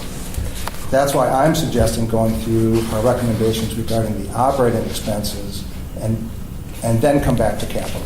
Well, let's, yeah, At the end. I understand, okay? Okay. Now, recognize that the $500,000 that you want to add to TIF for road repairs, okay, that's going to come out of something else. Coming out of TIF. Well, no, it's not quite that simple, because the TIF funds were not strictly being used for TIF expenditures. I don't think that you zeroed out the administrative. No, we haven't. Okay, so that $500,000 could come out of that administrative. You've got to have some place where it's coming out of, okay? And it's possible that that could affect the general fund. You know, The administration fee for the TIF is in the budget at $685,000, so they've already got the revenue in there, and we're at $1 million deficit. I'm Right, not touching well- it. No, Tom, you're missing my point. Okay, so if you want to increase spending in the TIF by $500,000, that needs to come out of a budget item. TIF capital. It's a TIF capital allocation. So you're saying reduce what's being spent on other projects in the TIF. If I understand right, the presentation had $60 million in proposed TIF expenditures, which is way beyond what the TIF is going to generate. They have to be itemized and justified to council. At some point, somebody's going to make a priority list. All I'm suggesting here is that we recommend that this road repair have a high priority and the expenditure be budgeted. Okay. And if they don't- And what you're saying is it needs to be taken out of the capital side. Yeah, out of that $60 million list, All right. just like we have every year. All right, let's get that off the table then. Let's do a motion on that. I'm trying to pick off Yeah. as much of this Okay. stuff as we can, but recognizing though that your idea of the order, I'm No. with you on that. Is that this one? So it would be the top one under recommendations capital. Okay. Okay? So this is essentially increasing the spending from the TIF fund on roads from $500,000 to $1 million, with the difference to be made up by reducing what's spent on other capital projects Right. within the TIF. And then what about this other phrase? In place for another 2 years? Well, we can, We do it every year. affirm that. Okay. You know, that's, And the word increase, we have recommended $1 million for the last 3 years, so it's really not an increase from our recommendation. no, but it's From what he's got an increase his- in the budget. If that's the way it is, I was surprised they took it down. I Well, would make that's that because motion. it's a general equilibrium thing. There's all these other things that are going on, I would make that motion. I'll second it. okay? And the motion is $1 million in road repairs for TIF areas, and the committee supports keeping that in place for another 2 years. Okay? That's my motion. Okay. Any further discussion? Okay, call the roll. Excuse me? Terzinski? Yes. Neely? Yes. Parker? Yes. Conlon? Yes. Parch? Yes. Petal? No. 5 yes. 1 no.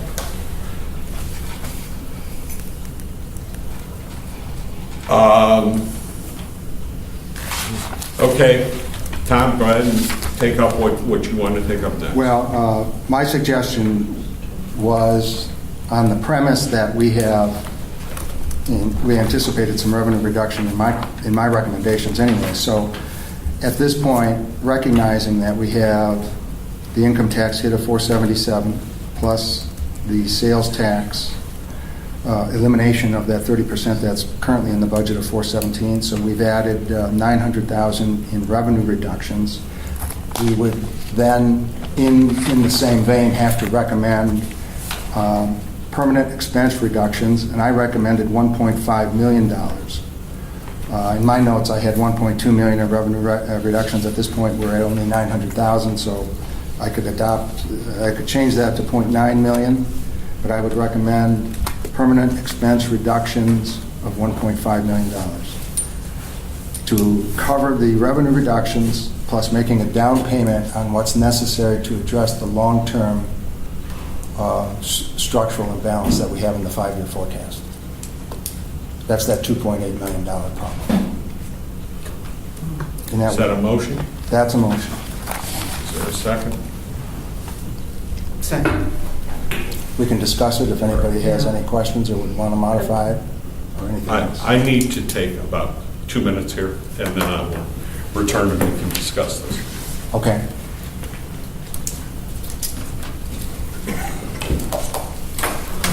$900,000. That was the adjusted number. Yeah, my original notes. No, it's mine were fine. I based want on to make sure I that had difference. Yeah, the correct. but it's 900, right? 477.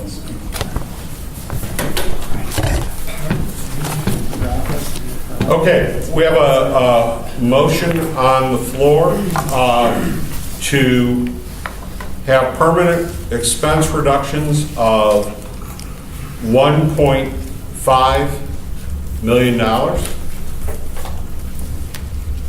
And so we need to cut the budget by $1.5 million in this motion, correct? Okay. But can we clarify, because I thought you reduced it down to 900,000. That's why I was, Well, I'm gonna leave it alone at 1.5. That's the way I wrote it. The 900,000 and plus the 78 is a million, and I'm saying the balance of that difference, that 500,000, is a down payment necessary to rectify the 2.8 million long-term structural imbalance that we have. I go through it slowly, Okay. Tom. I'm not necessarily understanding. I want to clarify, because I think the motion you made was at 900,000. No. He made the. That was, I was just revenue. Yeah, I was just referencing the fact that we have currently reduced the revenue in the budget by 900,000. Okay. That's that part. And because of that, and the 78,000 deficit we currently had, we're at $1 million deficit. To compensate for that, I'm recommending a permanent expense reduction of $1.5 million Oh, I see. to overcome the revenue reductions, plus put a down payment on the restructuring necessary for us to attain that long-term objective of rectifying the $2.8 million deficit we have by year 4. And which is really $4 million because we took out the $1.2 million in new revenue. So if we don't make a down payment, we're never going to get there. So essentially, would it be fair to say that the proposal that's on the floor is to take account of the revenue reduction, and then second of all, to put back into the budget, the 500, wait a minute. I'm getting confused. I'm too. So we got it. Okay, so the $500,000, what you're saying is, whereas the motion on the sales tax included roughly $500,000 of revenue to overcome issues of fund instability, you're saying cut another $500,000 to stabilize the budget. Right, exactly. That's what exactly. your argument basically is. And again, I'm strongly referencing, and I think the committee's recommendation to the council needs to be worded specifically that it deals with the revenue reductions that we've now realized, plus the need for a down payment on restructuring to consider that 5-year deficit that grows every year. That we are addressing two things here. So we are not kicking the can down the road. We want to take out what's necessary for us to get at that 5-year So we'll problem. have a surplus rather than a deficit. Well, it goes away right away, but it's a down payment, and my term is a down payment on what's really going to be necessary is going to be more in year 3 or 4. That's what I'm recommending. I will oppose the motion because I think that this motion falls into the same category as the motions on the revenue side. I am unwilling to support this motion without having the discussion on a balanced 5-year strategic financial plan. What we're saying here is that the problem is exclusively on the expenditure side. I have never supported the fact that the problem is exclusively on the expenditure side, but right now we have eliminated all new revenue tools that were in the budget. And I think it's only fair that if we're going to talk about expenditure reductions, first of all, that we do so in a time period that's longer than a meeting where we're considering this for the first time in an hour period to try to put some substance on that. Second of all, I think it would be wrong to just say, come up with $1.5 million in a reduction without having some plan as to how you would do that strategically. Last year in the budget process, staff was asked to do $1.5 million in cuts, which they did. And then the city council said, no, we get to specify what those cuts are, even though you met the $1.5 million.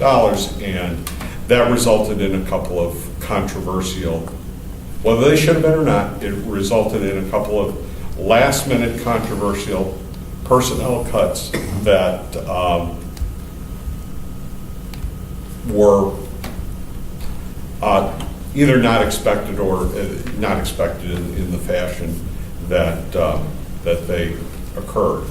I think that the last thing I would say is that by cutting the revenue estimates the way that we did, we've already created a deficit in the budget. Yes.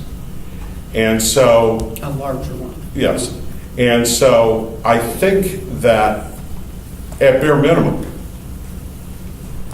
we need to support the fact explicitly that we want a balanced budget. Right. Passed. Okay? Right. And so there's two ways to balance the budget. And go ahead, Dave. Well, I think that's the point, that we're putting in a lot of work, a lot of folks have worked hard to get our best estimates of revenue, and we need to stay within that. I think the adjustment of expenses is big because we're trying to compensate for the long-term growth of revenue of 1.9% versus expenses 3.5% in many categories anyway. So there's another issue out there. I don't know if we have enough ability to control that trend in the future, but I think the core point is best estimate of revenue, and then stay within that. I think that's where I'm at. I don't know if there's a way to put that. Sure, there's a way to do it. We could modify this recommendation and make it $1 million. That would put you no down payment. It brings you simply back to a balanced budget, and you'll be slightly under the 25% recommendation because you're at 23.8 based on the numbers you projected. I don't mean this to be disrespectful, but rather helpful. Okay.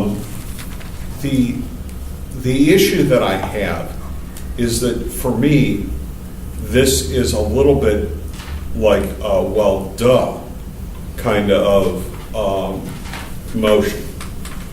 And what I think the sense is, and something that I can support, is the fact that, okay, we've cut the revenue side by $1 million, or close to it. Well, And when you say it that way, Yeah. we didn't cut the $1 million out. The $1 million No, wasn't there. no. The income tax wasn't there. Fair enough. And you didn't support the sales tax increase. Revenues have disappeared, or the best estimates of revenue are significantly less than they were 3 days ago. That's, Okay, all right. So the observation is, since that's true, then to maintain a balanced budget, $900,000 to $1 million of expenditures need to be identified in order to maintain a balanced budget. That's right. Okay? Yes, that's true. And I think that's actually all that we need to say.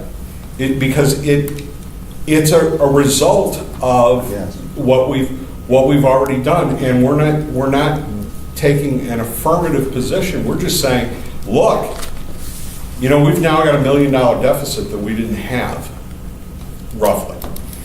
And that needs to be filled. And the way that needs to be filled is the budget needs to be balanced. Okay. And That's kind of what I'm trying to say. I know mine is very direct and I guess it's impactful, but effectively you and I are saying the same thing. we are just in different Yes. ways. Yeah. Andrew? So, Mr. Chair, so when you look at this, I just want to cite some numbers. In order to make that reduction, we cannot do that without impacting public safety. I mean, there's no way, knowing this budget and having worked on this budget for 4 years now. Police department currently represents 35.6% of the general fund budget. Fire department currently represents 29.2% of the budget. Public Works represents 9.7% of the budget. So police and fire alone, public safety, is 65% of the general fund budget. When you factor in Public Works, that's 75% of the budget. I know both Chief Lowry and Chief Hicks could go on and on about what they're seeing, but in particular, the reason why we recommended the multi-year plan, staffing plan in the police department is we are at a critical juncture in this community. Our calls for the police department have gone from 44,000 a year, and we're going to top 50,000 by the end of this year. So the call volume is not going down. So to think that, you have to know that our budget, and you've probably seen this if you looked at it, we're all about people. The service, we provide a service to the community. So if we're going to reduce, we are going to be impacting the services we provide to the community. We're going to be impacting the quality of life for the residents that live in the community. If we don't tackle crime with the plan that Chief Lowry has on the table, crime is going to get worse. The shootings, all the other things that you're seeing in this community are going to continue because right now the police department is in a reactive mode. We have not backfilled, we've not filled the deputy police chief position because the chief, when we had that retirement, said we need boots on the ground. And so we currently have 3 retirements in the police department. We have a 4th happening in January. The process that we're seeing to fill these positions is taking much longer and longer, and I know we could talk and go into great detail on this. My main point is, when you look at the general fund, and I've been just kind of analyzing as this conversation's been going on as to what's the breakdown, you don't reduce it without impacting public safety. And the fact is, I know I could look at Chief Hicks and he would be able to cite that the number of firefighters we have today is probably the same number from 20-some years ago, let alone the call volume has gone up. So that's the message I want to share with you. If you want more detail, I'm sure both chiefs would be able to like to say that, but it will impact public safety. When you look at the support in the police department, it's lean. So if you think you can say, okay, don't reduce the boots on the ground, but reduce your administrative staff, it's not there. I mean, you looked at the 5-year financial plan. You looked at, I didn't hear anybody say to us, oh, look, you look top heavy, or look at the number of staff members in relation to other communities. I didn't hear any of you citing out an anomaly that our expenditures are high, our staff is high. I didn't hear that. And I know Chair Petal has talked about this before. What we have in the general fund is a revenue issue. It's all about the quality of the services that we provide to this community. If you don't look at additional revenue to this general fund, we will not be able to continue to provide the services we have. I'm not overreacting, I'm not trying to be overly dramatic. I know all the conversations I've had with the chief. I've sat through multiple meetings in the last couple of days based upon the shooting that happened the other night. We are not going to get ahead of the crime issue unless we add staff to the police department. And if you add staff to the police department, then you're looking at how do you take away, and you can do the numbers and you can look at the math. It just doesn't work. I mean, this is a revenue issue. So the message I would say to the Finance Advisory Committee is if you look at isolation, I know you have a series of recommendations, and I've been really sitting quietly listening to where you're going with this. You will impact the service delivery in this community. You will impact the quality of life if you do not look at additional revenue to support this general fund. The community, for at least 3 decades, we have been overly reliant on TIF. Your recommendation in another committee was not to wean ourselves off of TIF, which we know we have to do because TIF is going away. We have structural imbalances in the general fund because, for whatever reason, I wasn't here. This is not a commentary on how or why the decisions were made, but bold decisions have not been made in the past as far as how to support the general fund and how to support capital. And the reality is we're at a crisis point with this community of where we're going to go. So the decision is, if you're going to say, we're not going to add more revenue, we're going to make you cut $900,000 or $1 million, the only way we cut is by cutting public safety, by cutting those big departments, which means that we are not addressing the crime issue, which means we're going down a downward spiral, which means this community is going to be worse a couple years from now. I know you're looking at the dollar amounts. I'm looking beyond the dollar amounts. I'm looking at the quality of life and what this community is going to look like 5 years from now. And right now, I'm more worried about what's happening in the police department than what's happening with the dollars. We haven't heard from other members of the committee. Dave We haven't. expressed, Dave, what's your feeling about it? Well, no, I understand that situation. There's also the other side of that, is you can't keep asking the same people to give more and more and more, because all of a sudden, you're going to have less people. People move out of here. People go, look at the number of houses that have been built in DeKalb in the last 3-4 years. What, 3? 160 at Sycamore? I mean, it's cart before the horse. I mean, it's not an easy situation. I don't know how you solve it. But revenues, you can't just keep going back to the same people.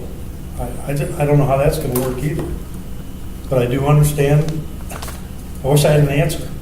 I certainly understand the situation with the police department and what's happening in this community. I've been here 50 years, and it's a different deal than it used to be. But that revenues are harder to control. Expenses, you have full control of them. How we make that work, I mean, I don't have the answer. Well, I see both sides also.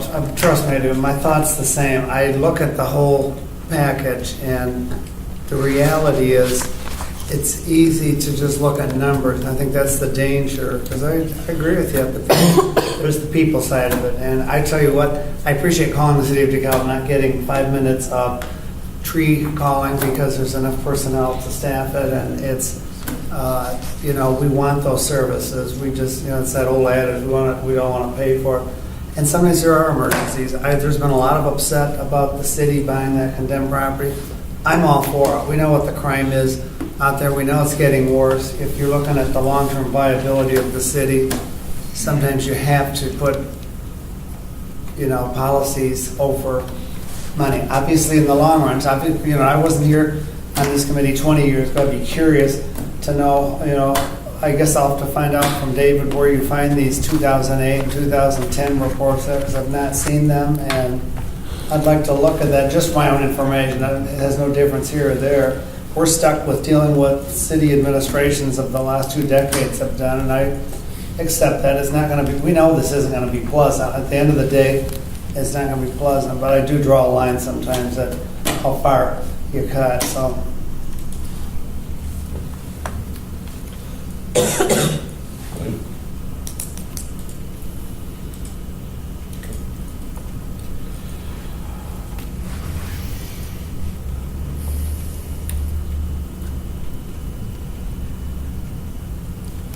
I think this is an extremely difficult issue.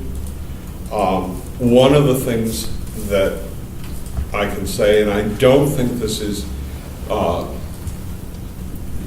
solely an individual opinion, there were deep cuts made around 2010, I think it was. We had the lowest staffing in years and years and years. And what did we find out? We found out the city couldn't operate that way. And the need for public safety has simply gone up. And we're asking our public safety staff to do things that were not contemplated 20 years ago. And it's challenging. You know, I've had police officers here and elsewhere tell me that more and more they're expected to be social workers, and they're not trained to do it. Yet if they don't do it or don't intervene in those situations, things would be considerably worse than they are now. When we have a situation where we have a large university in the community, and as any mental health professional can tell you, there are certain types of mental health disorders that rear their ugly head as certain ages occur, especially among men. Where's the nearest residential or inpatient psychiatric? I believe the closest one is Central DuPage Hospital now. They removed the one in Aurora, as far as I know. And, so that's a long way away. I mean, Kish got rid of their inpatient, and we don't need to debate that. But you have a situation here where, despite all the good things that Ben Gordon and other private practice people do, we have situations that just come with the demographics of the community, let alone any issues that are manifesting themselves in more gun violence than we have right now. Chief Hicks and any fire chief can tell you about the number of heroin and opioid overdoses that we're having to deal with, both in the police department and the fire department. It's overwhelming in terms of the number of times that you need to go out in response to these sorts of things. And you got to include public works in there. And, we have dodged a huge bullet in terms, I even regret saying this because I'm sure that this will jinx us, but we've had minimal required overtime for snow removal the past couple of winters. It's been fairly concentrated and fairly limited in terms of the number of snowfalls that we've had to send things out. The solution is probably somewhere in between, but the bottom line is that one could argue with convincing evidence that expenditures are not out of control because of inefficiencies or because of waste, but rather increasing demand on local government an increased devolution of the costs of the services that are being provided to local government. You know, the state has reneged on a lot of what was provided in the past, and now what do they want to do? They want to cap property taxes. Well, that seems to have somewhat gone by the wayside, but there's only so much you can cut. And one of the things that economists will tell you, and economic development people will tell you, is you cannot cut your way to prosperity. You can't tax your way to prosperity either, but you cannot cut your way to prosperity. And these are difficult decisions. But I'm not going to support saying that everything needs to come out of the expenditure side. And I need to have, if I were voting on this as a member of the city council, I'd want a heck of a lot more information than I have at my hands right now in terms of the future path. I mean, I can deal with 1 year, but when you start cutting personnel, those costs multiply. Because you have to, when you restore it, you have to retrain, you lose institutional history. I mean, the two people that lost their jobs last December, there was roughly 50 years, 40 years of experience between the people. At least. You know, you don't replace that. Even though those may have been the correct positions to eliminate from an objective standpoint, you do lose something. And you also lose something when your community is not viewed as a good place to live. And that's that delicate balance between taxes and between having quality services that that you can depend upon. If we let our roads go, okay, because we don't tax, okay, that's going to cause people and companies to look at us in a negative light, and it will adversely affect our bond rating eventually. So, you know, nobody said this was going to be particularly easy, but I can tell you this, okay? And this is documented, and I don't pull this card very often, but this was the area of my expertise when I graduated from the PhD program. It's infrastructure still. It's basic infrastructure that draws most economic development, especially the kind that is in DeKalb.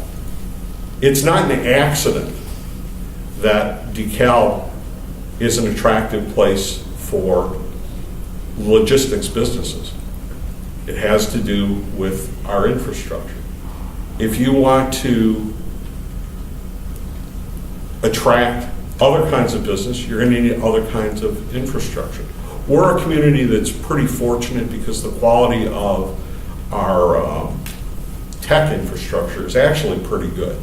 And that's through partnerships with the university and with private firms. But anyway, I'll shut up.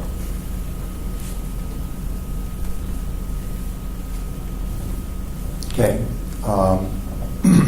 The motion that we discussed was modifying this to $1 million reduction in operating expenses to balance the budget with the revenue streams we have. And that would maintain our, basically maintain our 25% fund balance. I'm not sure how the math will work out in the end, but if we're recommending we're maintaining, which we already did, the 25% fund balance, then we would have to correspond that with expense reductions. No, we wouldn't. We would have to balance the budget. Well, if you want to leave it that way for the city council, No, no, I'm just talking. I understand that. Factually, Tom, that what has to happen is the budget has to become balanced. And there's $1 million gap to fill. And there's 2 ways to fill that gap. And I'm not advocating here. I'm just saying that the only way to fill that gap is not cuts and it's not personnel cuts. There are options. And I don't know if we can have a substantive discussion of those options. I mean, I recognize that one easy, and it's easy to just say, well, cut $1 million from the budget. But I think responsibly, we would have to consider as individual members of the committee what we believe the implications of that would be.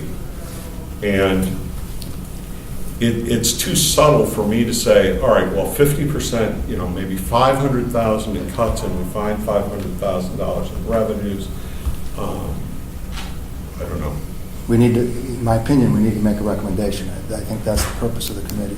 And the council asks for guidance directly from us. We're the supposed experts when it comes to finance, so I think that's our job. Who was the seconder on the motion? I don't think it was seconded. Neely. I thought there was a second. I Lynn thought seconded maybe. it. Oh, Okay. Do you accept the reduction to $1 million rather than $1.5 million? I scribbled it in here. Okay, that's fine. All right. And So, Okay. unless there's further discussion, let's go ahead and call a roll. We'll see where we're at. Terzinski? Yes. Neely? Yes. Parker? Yes. Conlon? Yes. Parch? No. Pettle? No. 4 yes, 2 no. Okay.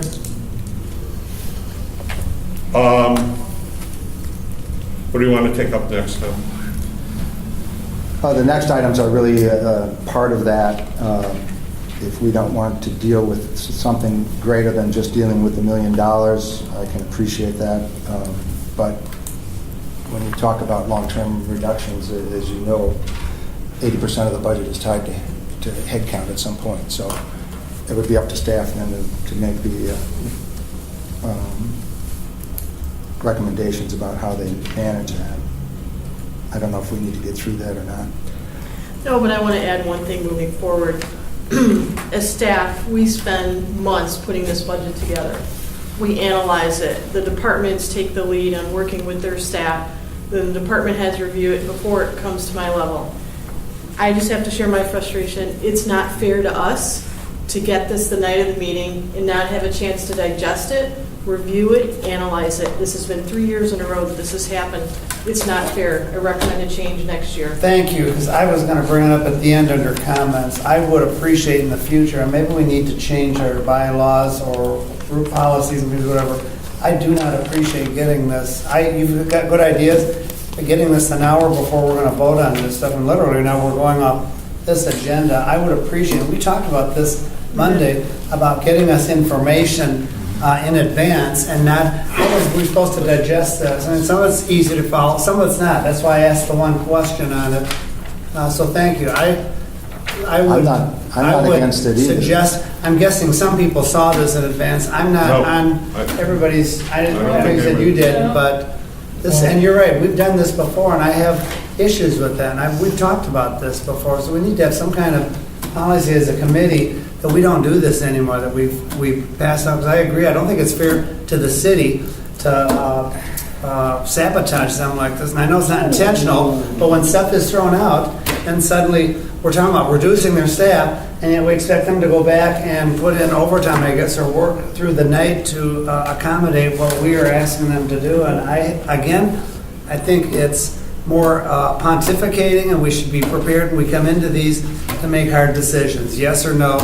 Not, I mean, that's, and I think we need to make a decision before we leave tonight that we're going to have a policy in place on how we get this material. I don't care if we have to go to the city hall and pick it up for fear of whatever. We did pass a policy last year. Last year, you said you were not going to do this year, or last year. Well, being the new guy, it goes hand in hand with getting the budget. Yeah. A week before we're supposed to Yeah. give recommendations. But what we did discuss some months ago is we knew this was going to be under the gun, so I don't think it's anybody's fault. We knew coming into this was going to be pressed, and we were all okay with it and agreed to do it, so I'm not that upset about that, but I think they've actually done a very good job. I will just say that's an anomaly. This is, I think, the 5th budget that I've worked on, and I will take direct responsibility for that. I delayed the budget until Director Talkington could start.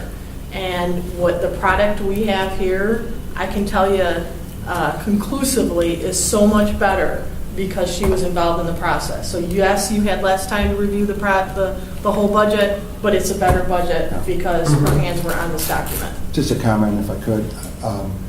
I'm not against getting this out as early as we can make the recommendations.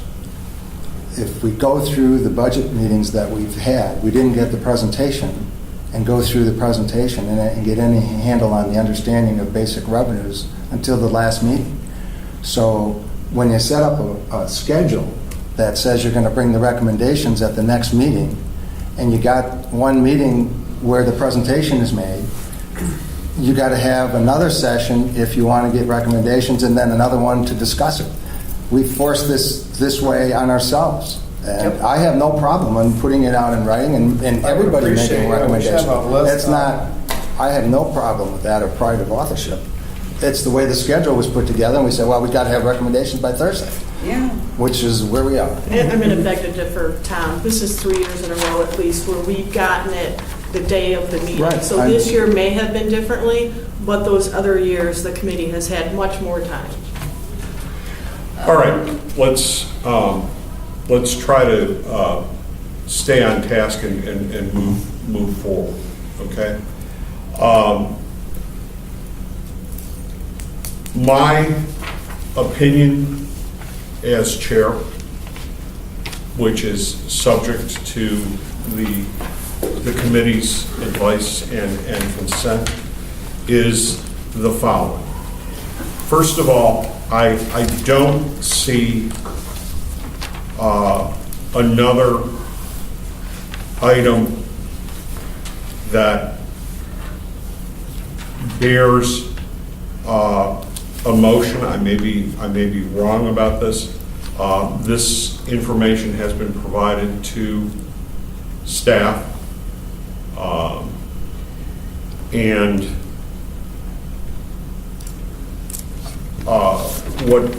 what I think we have is a need to come to an understanding of where we go next. So we're on the same page. And I'm sympathetic to what the city manager and finance director have said in interpreting some of the discussion tonight. And I want to give my own interpretation of where we're at in terms of next steps. First of all, I do not think that we're in a position right now where we're asking for a 6-month bump up in terms of when the next iteration of the 5-year financial plan is finalized. I think that what needs to take place is a comprehensive discussion. Now that we've gone through the 5-year financial plan when we got it in August, and now we've tried to apply the 5-year financial plan in a budget process, I think we need to meet together to talk about what we need in terms of the 5-year financial plan to be able to achieve the things that we've talked about tonight in terms of a balanced plan, in terms of strategies with respect to the budget that will allow us to have the next iteration of the financial plan show something that is closer to balance at the end of the 5 years. Now, I suspect that what we're going to probably see, and this goes back to the comment that I made that there's more than one path to closing a deficit. And what we need to look at is we need to look at where are the vulnerabilities in the long term, 5 years, in the city's financial structure. We have a structural deficit right now. There's no question about that. We have a structural deficit. And existing revenue sources are growing slower than expenditures. I think that's factual. Now, how you deal with that is a strategic kind of decision. And it's one that will take more than a 3 or 4 hour meeting. And what I hear the committee saying is that they're committed to working on more of a 12-month basis. Yes. Not continually, but more of on a 12-month basis to discuss the fundamentals of getting where we need to be as a city and as a community. And we need to make a list from both sides as to what we can do to work together to provide the best possible information and advice to the legislators, the city council and the mayor, through the expertise of the FAC and the expertise of the staff. I don't think there's anyone in the room tonight that hasn't expressed their frustration with where we're at. And we each have our individual pet reasons why we're where we're at. But we're all, I think, committed to the fact that we cannot just simply sit still, because this will not take care of itself. We need to make some affirmative decisions and make some difficult decisions as to how we are going to move forward. It would be nice to have 100 housing starts next year and occupied homes, to see home values go up, have lots more new business, have increases in enrollments at NIU, and keep those dollars within the community. We've been waiting for this for a lot of years. This has been a long kind of down period, or less positive growth than I think any of us could have imagined. It may not still be the Great Recession, but we're not seeing a boom in terms of the things that generate revenue for government at any level.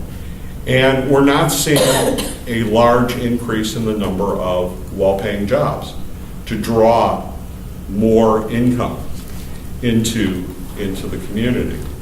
And what's happened, according to the information that was provided by the city manager, at least anecdotally, if not based on hard data, is that as the university's enrollment has declined, and there are some positive signs that Lynn mentioned last time about maybe reversing that a little bit, those spaces in housing have been filled in. And here's the problem. Okay? In a lot of cases, the students probably have had similar incomes in many cases as the people that are moving in. But the disposable income and the spending habits are such that the dollars of spending are not necessarily being replaced.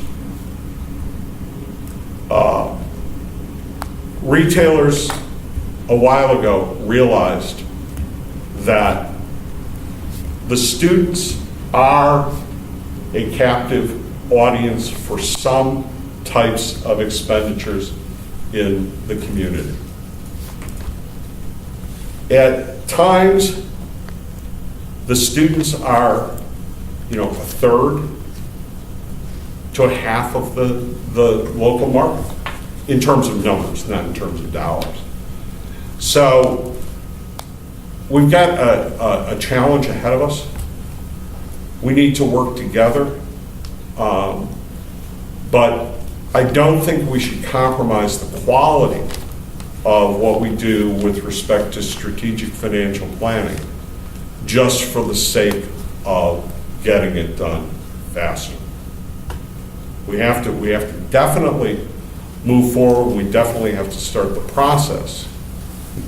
But you know what? We've got a lot of things now that are unresolved at the end of this budget process that give us plenty on the agenda.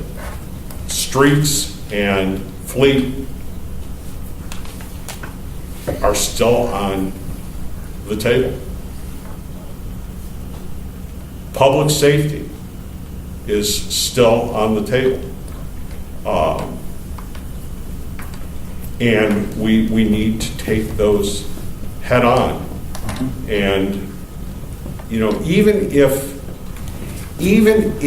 it doesn't result in legislation with the city council, I think we have a responsibility to the citizens of the community to let them know that there's somebody talking about this on a regular basis, trying to confront these difficult issues in a way that we're not making hasty decisions at the last minute that involve millions of dollars of taxes, millions of dollars of cuts. We need to have a strategy. We're better than we were.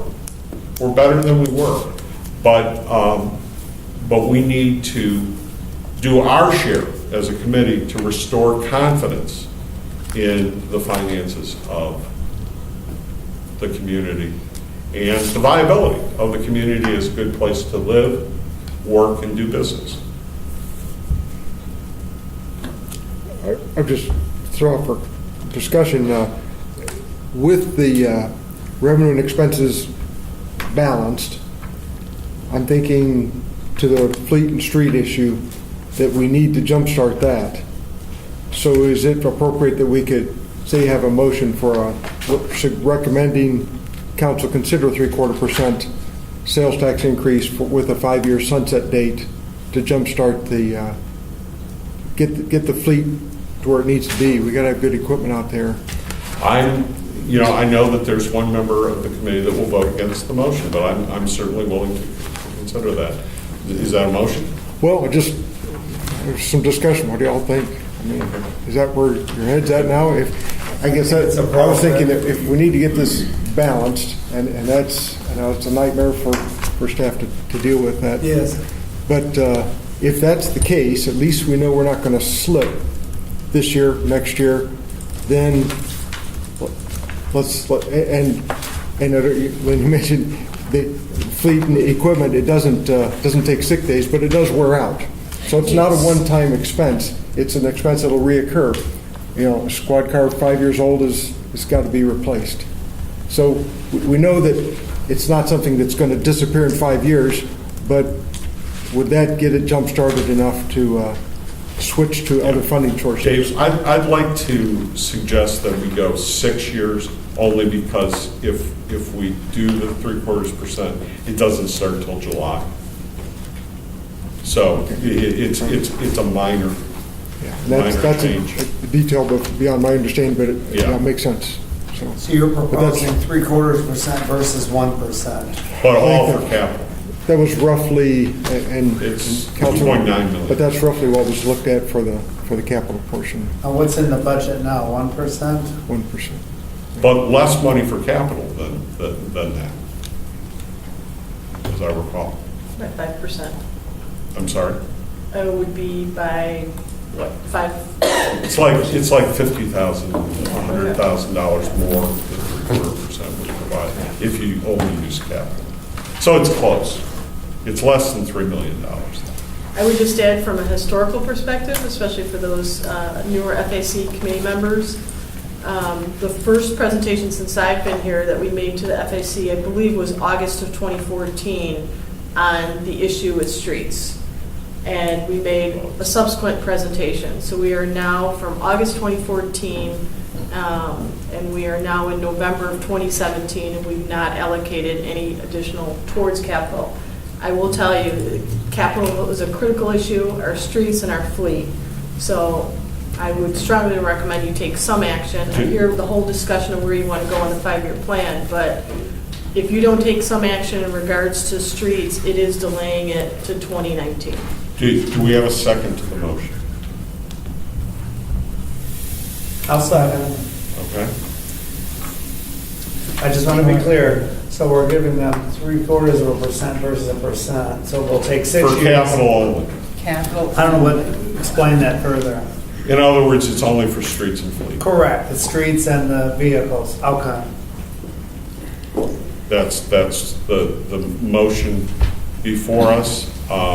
It is something that does relate to the earlier discussion related to making decisions after seeing the 5-year strategic plan.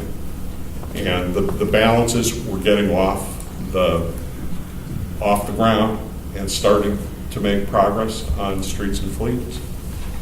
The other is that we're committing to a 0.75% increase in the sales tax, which removes a little bit of flexibility with respect to handling the operational side of the structural deficit. But Yeah, recommend council give that consideration.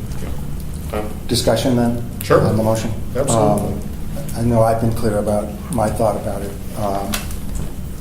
In theory, I support the need that we need capital dollars. I'm hesitant to support it until we get through this 5-year process of getting this $2.8 million deficit in better shape and make it a comprehensive plan when we discuss it. So that's me, that's one person. To further your earlier comments, and it goes hand in hand kind of with this discussion, would be to keep this budget process completely open and continue to meet every other week, as far as I'm concerned, until the end of March, whereby you would still have adequate time to propose and pass a sales tax, with the intent of driving a full 5-year review process and recommend that process to the city council as being a high priority to then bring it back and deal with it in a comprehensive session and deal with this $2.8 million and $4 million issue that we all know is there. And if we're willing to do that, I would support that, but I can't support it without that. That's just my that's the discussion. trade-off. No, That's my I mean, discussion. that's well We want to do stated the in work, terms let's of the continue to trade-off. do the work. you want it to be higher, you want the whole package, not just this piece of it, correct? I'm afraid we may not deal with the rest of it. And frankly, if I second it, it's just because I want to move on. I'm not voting, I will tear up front, I'm not voting for it. I think it's a bad decision. The surest way, if you're going to look at how to kill a community or any entity, is getting bad streets, it's not being safe, and I think it's easy to cut numbers and, you know, Wait, He's voting that's the for it. opposite. The motion is for it. We're for I'm that. just making my own comment. I'm not making a motion. correct. This He made a motion- motion. He made a And I'm motion. just saying, I second it because nobody said anything, but I'm not for that. I'm for giving streets and we're cutting it from 1% to 0.75%, right? No. No. What we're essentially doing is we're eliminating from the 1%, we're not taking any money from streets and fleet. Oh, I asked that, and I thought you said exactly that. No. Giving them This is the problem when we're, you know, again, not having looked at this. No, this is something from the last meeting. I know, Okay, so this is. but we changed something. In here on the this. 1%, okay, there was 30% of that revenue Right, was going to go to hiring 3 new police officers correct. and go to operations in the sense of balancing, working toward balancing the fund Right. balances. The rest of it, the 70%, was going to go to streets and fleet. Essentially, what we've done here is we've stripped out that 30% and said, we're going to pass we're going to recommend that they adopt Okay. a revenue source for, which would be 0.75, which actually gives a little more to streets and fleet We than can't they make got a, under the 1%. we can't make a .70 sales tax. No, you have No, to do you it have to do in it quarters. quarter It's percent. Right. I just think we have to do 1% something we've got to boost this and get this fleet. And then is the add, I'm sorry, I have the question. And then the suggestion of the added stipulation is that we continue to work on this so that it's not one desperate charge at the end, but so that we have time to really consider and examine things thoughtfully and understand better all the numbers and how everything is working together, and that we continue with this process and monitor what's going on more carefully and work on it more continually. Is that right? No, that wasn't part of the motion. But that was what Tom said. Yeah. That's just no, my comment. right. Oh, okay. It's just a comment. And what Dave does have, and this was the suggestion that I had made, and it would just be a matter of passing in the ordinance where it has to come back before the city council. And you'll have to work with Dean Frieders about the legality. But basically, what You're talking about the sunset clause. the sunset clause, there would be a sunset clause. And the intention is that you get 5 full years of revenue from it. So it would be a 6-year. I was going to just clarify that under the 1%, the streets and fleet, it's 2.6 million. And then taking it to the 1/4% was 2.7 million. So you are actually Okay, putting thank a little you. bit more in capital. Right. Right, that's what I'm saying. Right, right, A little bit more, right. a little bit more to count. Not to complicate or confuse things, but I would even think go the full 1% and give the allocation for the 3 police officers.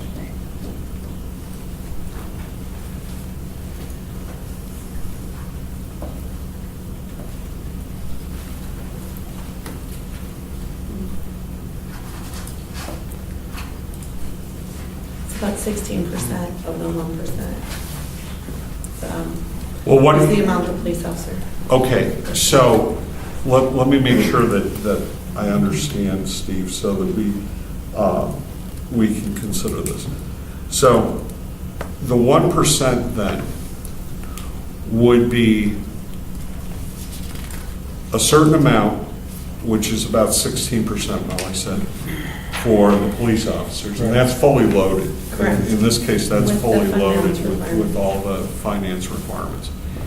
And then are you advocating taking the remainder for streets and capital, fleets? right, Okay. yeah. So that would be in the range of 3.4 million, 3.3, 3.1. yeah, something like that.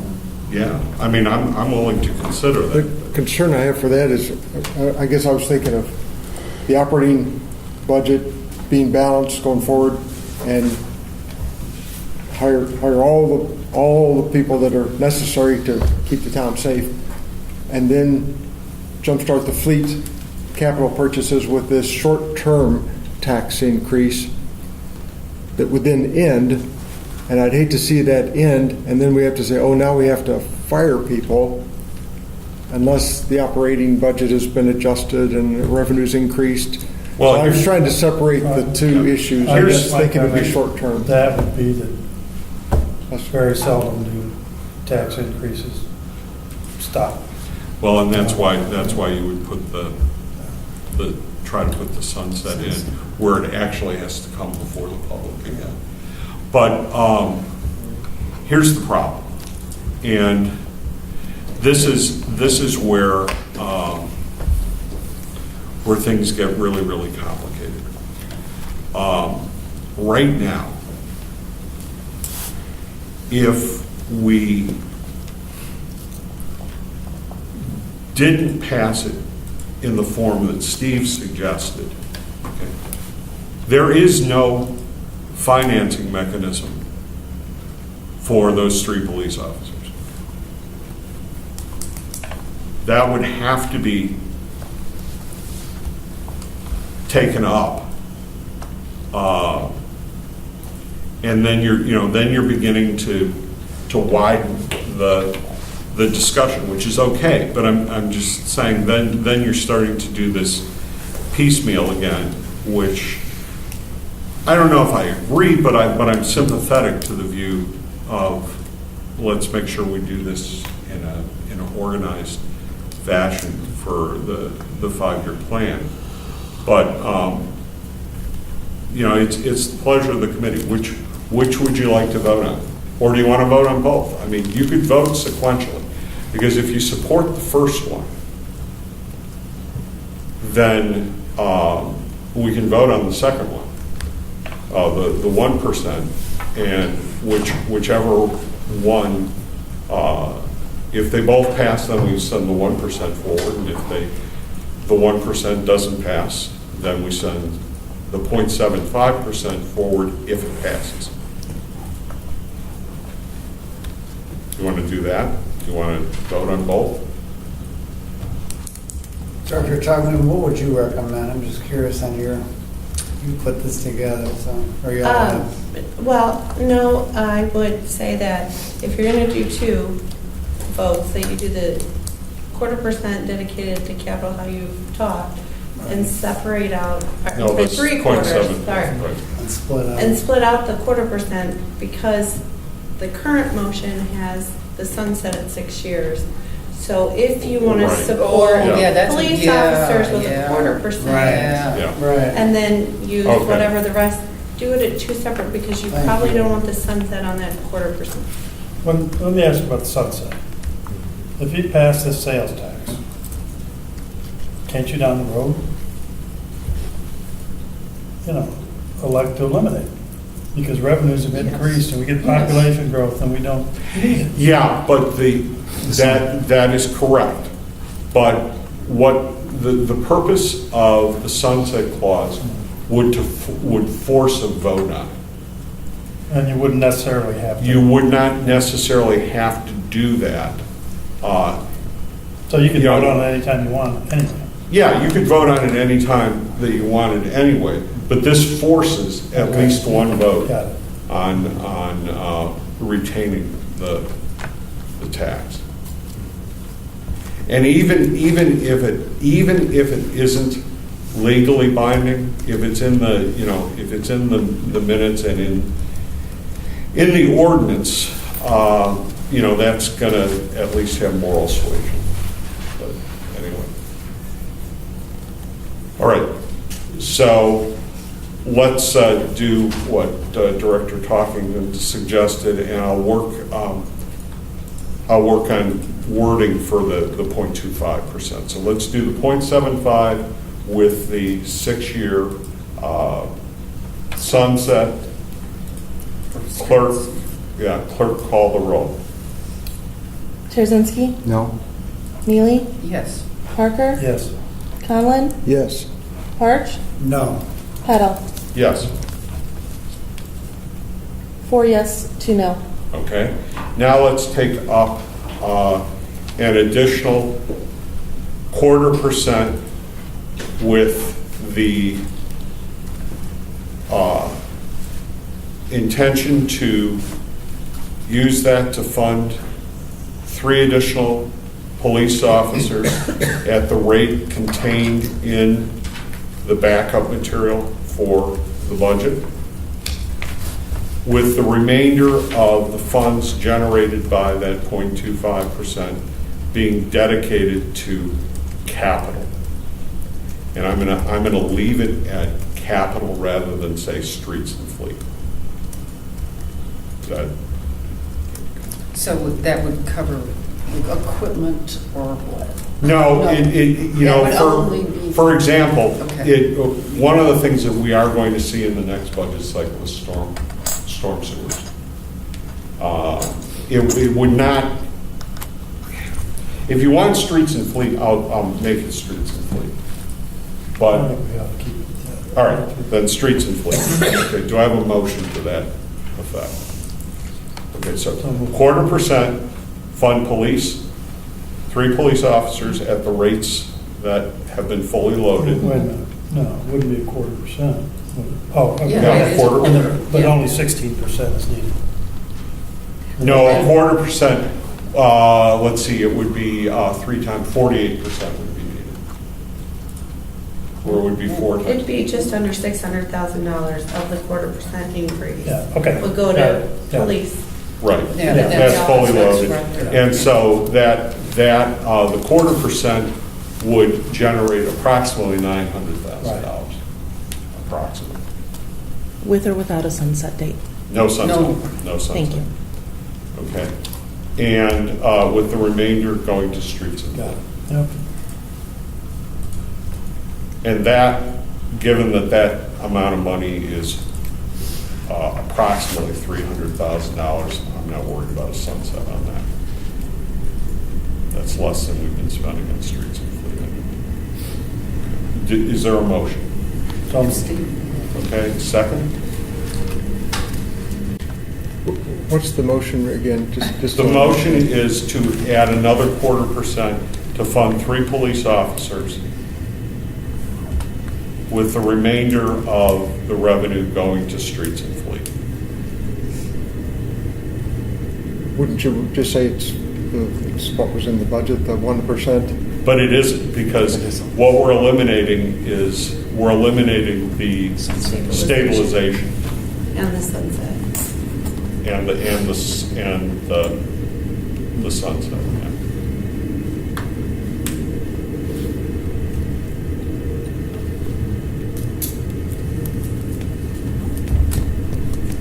Second. Somebody's got a second. Yes. Yeah, right. All right, let's just go ahead and vote. Just discussion. Oh, fine, I think please. your comments earlier are correct from an hour and a half ago, is you're not voting for or against police officers. In my opinion, you're voting for or against, the overall budget process. And as far as how the organization is structured and the 200 positions we currently have and how they're allocated is part of the management's aspect. So I'm not going to support it in that it's not having anything to do with the police department. It has to do with the total operation. So, again, I make the same comments you made an hour and a half ago. But understood.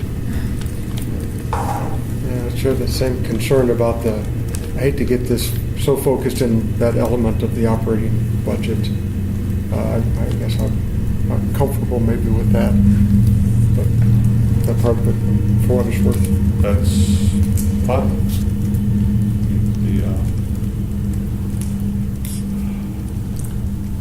In fact, if I could, since I've and probably won't support it anyway, but might suggest that it be modified in a way that is not necessarily in support or not support of 3 police officers per se, but it's in support of the operating budget. Because it makes Well, it sound yeah, like but if you're see- voting against it, you're voting against that, and that's Well, not the situation. here's the problem, Tom. You need another $600,000 in the budget. I understand that. I understand that. So, That's right. And it does affect the police officers. We can say whatever we want, so I think we're just using language too. I mean, the original vote was to, the original, an hour and a half ago, we were talking about just strictly, at least in my point, about operations and the Right, structure. in a general way. In this particular case, I will support the motion because the money is going to capital, and we are providing a a reliable funding source for the 3 police officers, and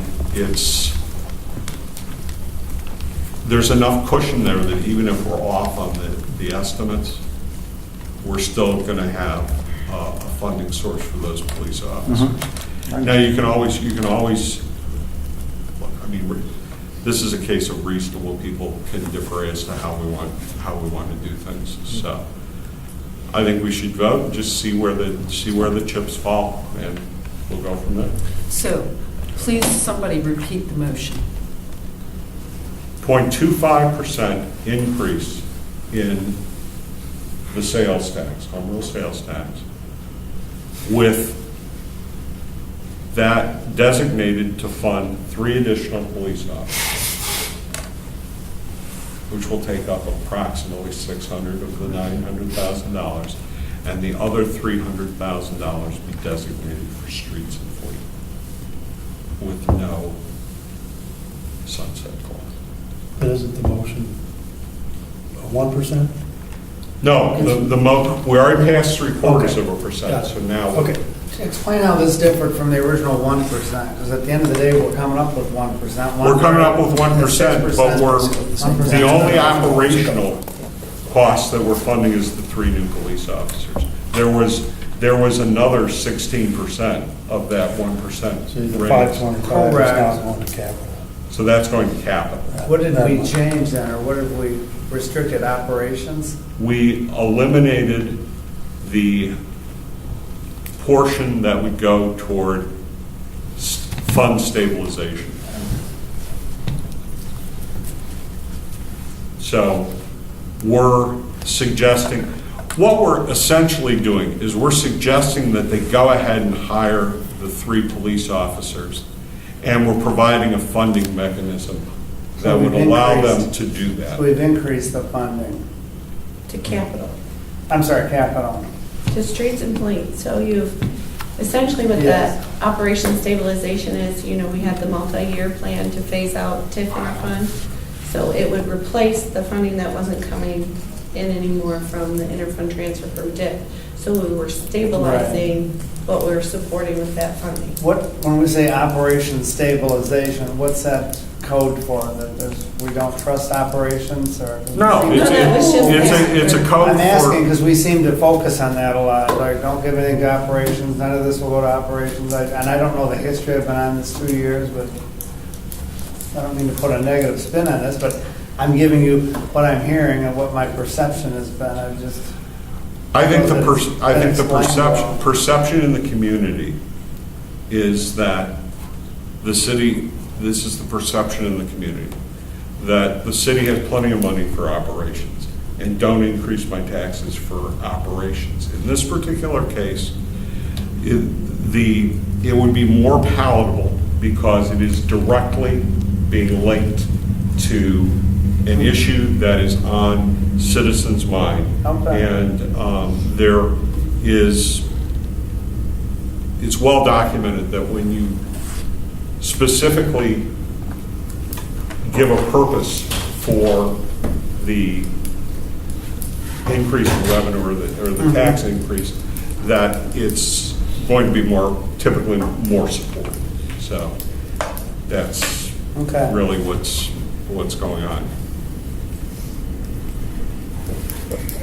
Yeah, Dave? And, I'm sincerely concerned about, our tax rates already are pretty high relative to, in my own opinion, property and sales and income taxes in our community.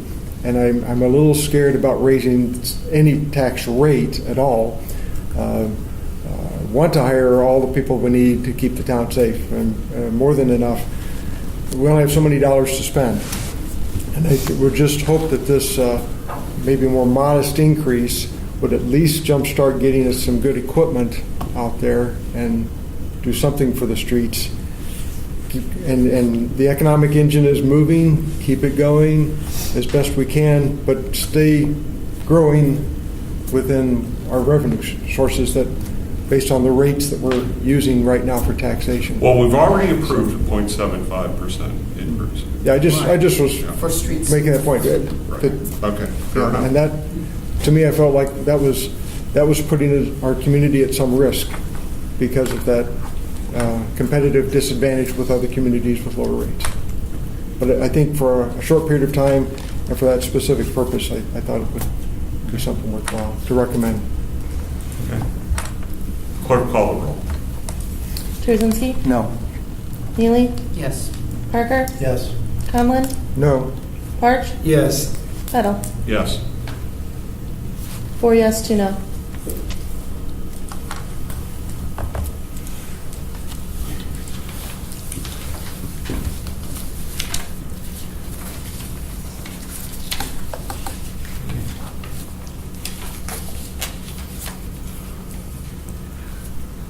I think that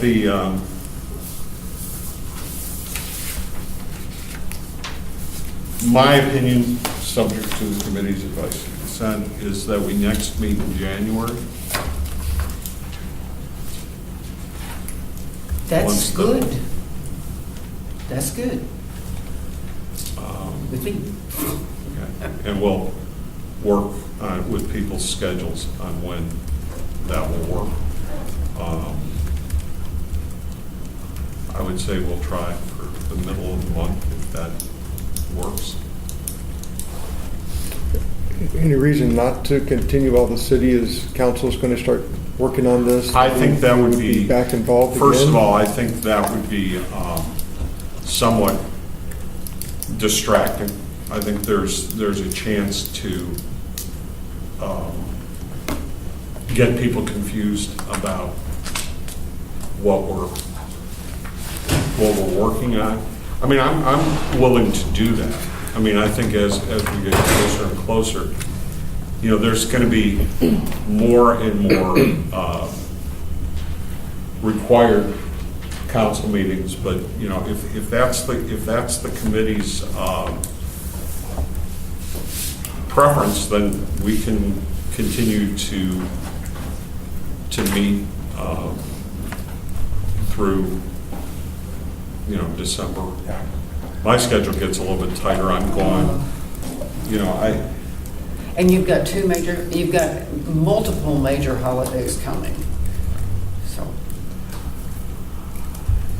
But we made these choices with the idea that we were going to start meeting. So what's easier for you all? Because you're the ones that are in the line on this. Is it easier for us to meet in December or January? I would say January. The focus on from staff's perspective is to get this budget done. I mean, and we've get the got, levy final. we've got the tax levy, we've got the budget. That's a lot of time on both Molly and Bob to make this happen. I agree. Well, just a point of perspective, with the tax increase, the 1/4%, and putting that 300,000 revenue back in here versus our earlier discussion to balance the budget, quote, balance the budget, we've reduced that number from $1 million to 700,000, basically, right?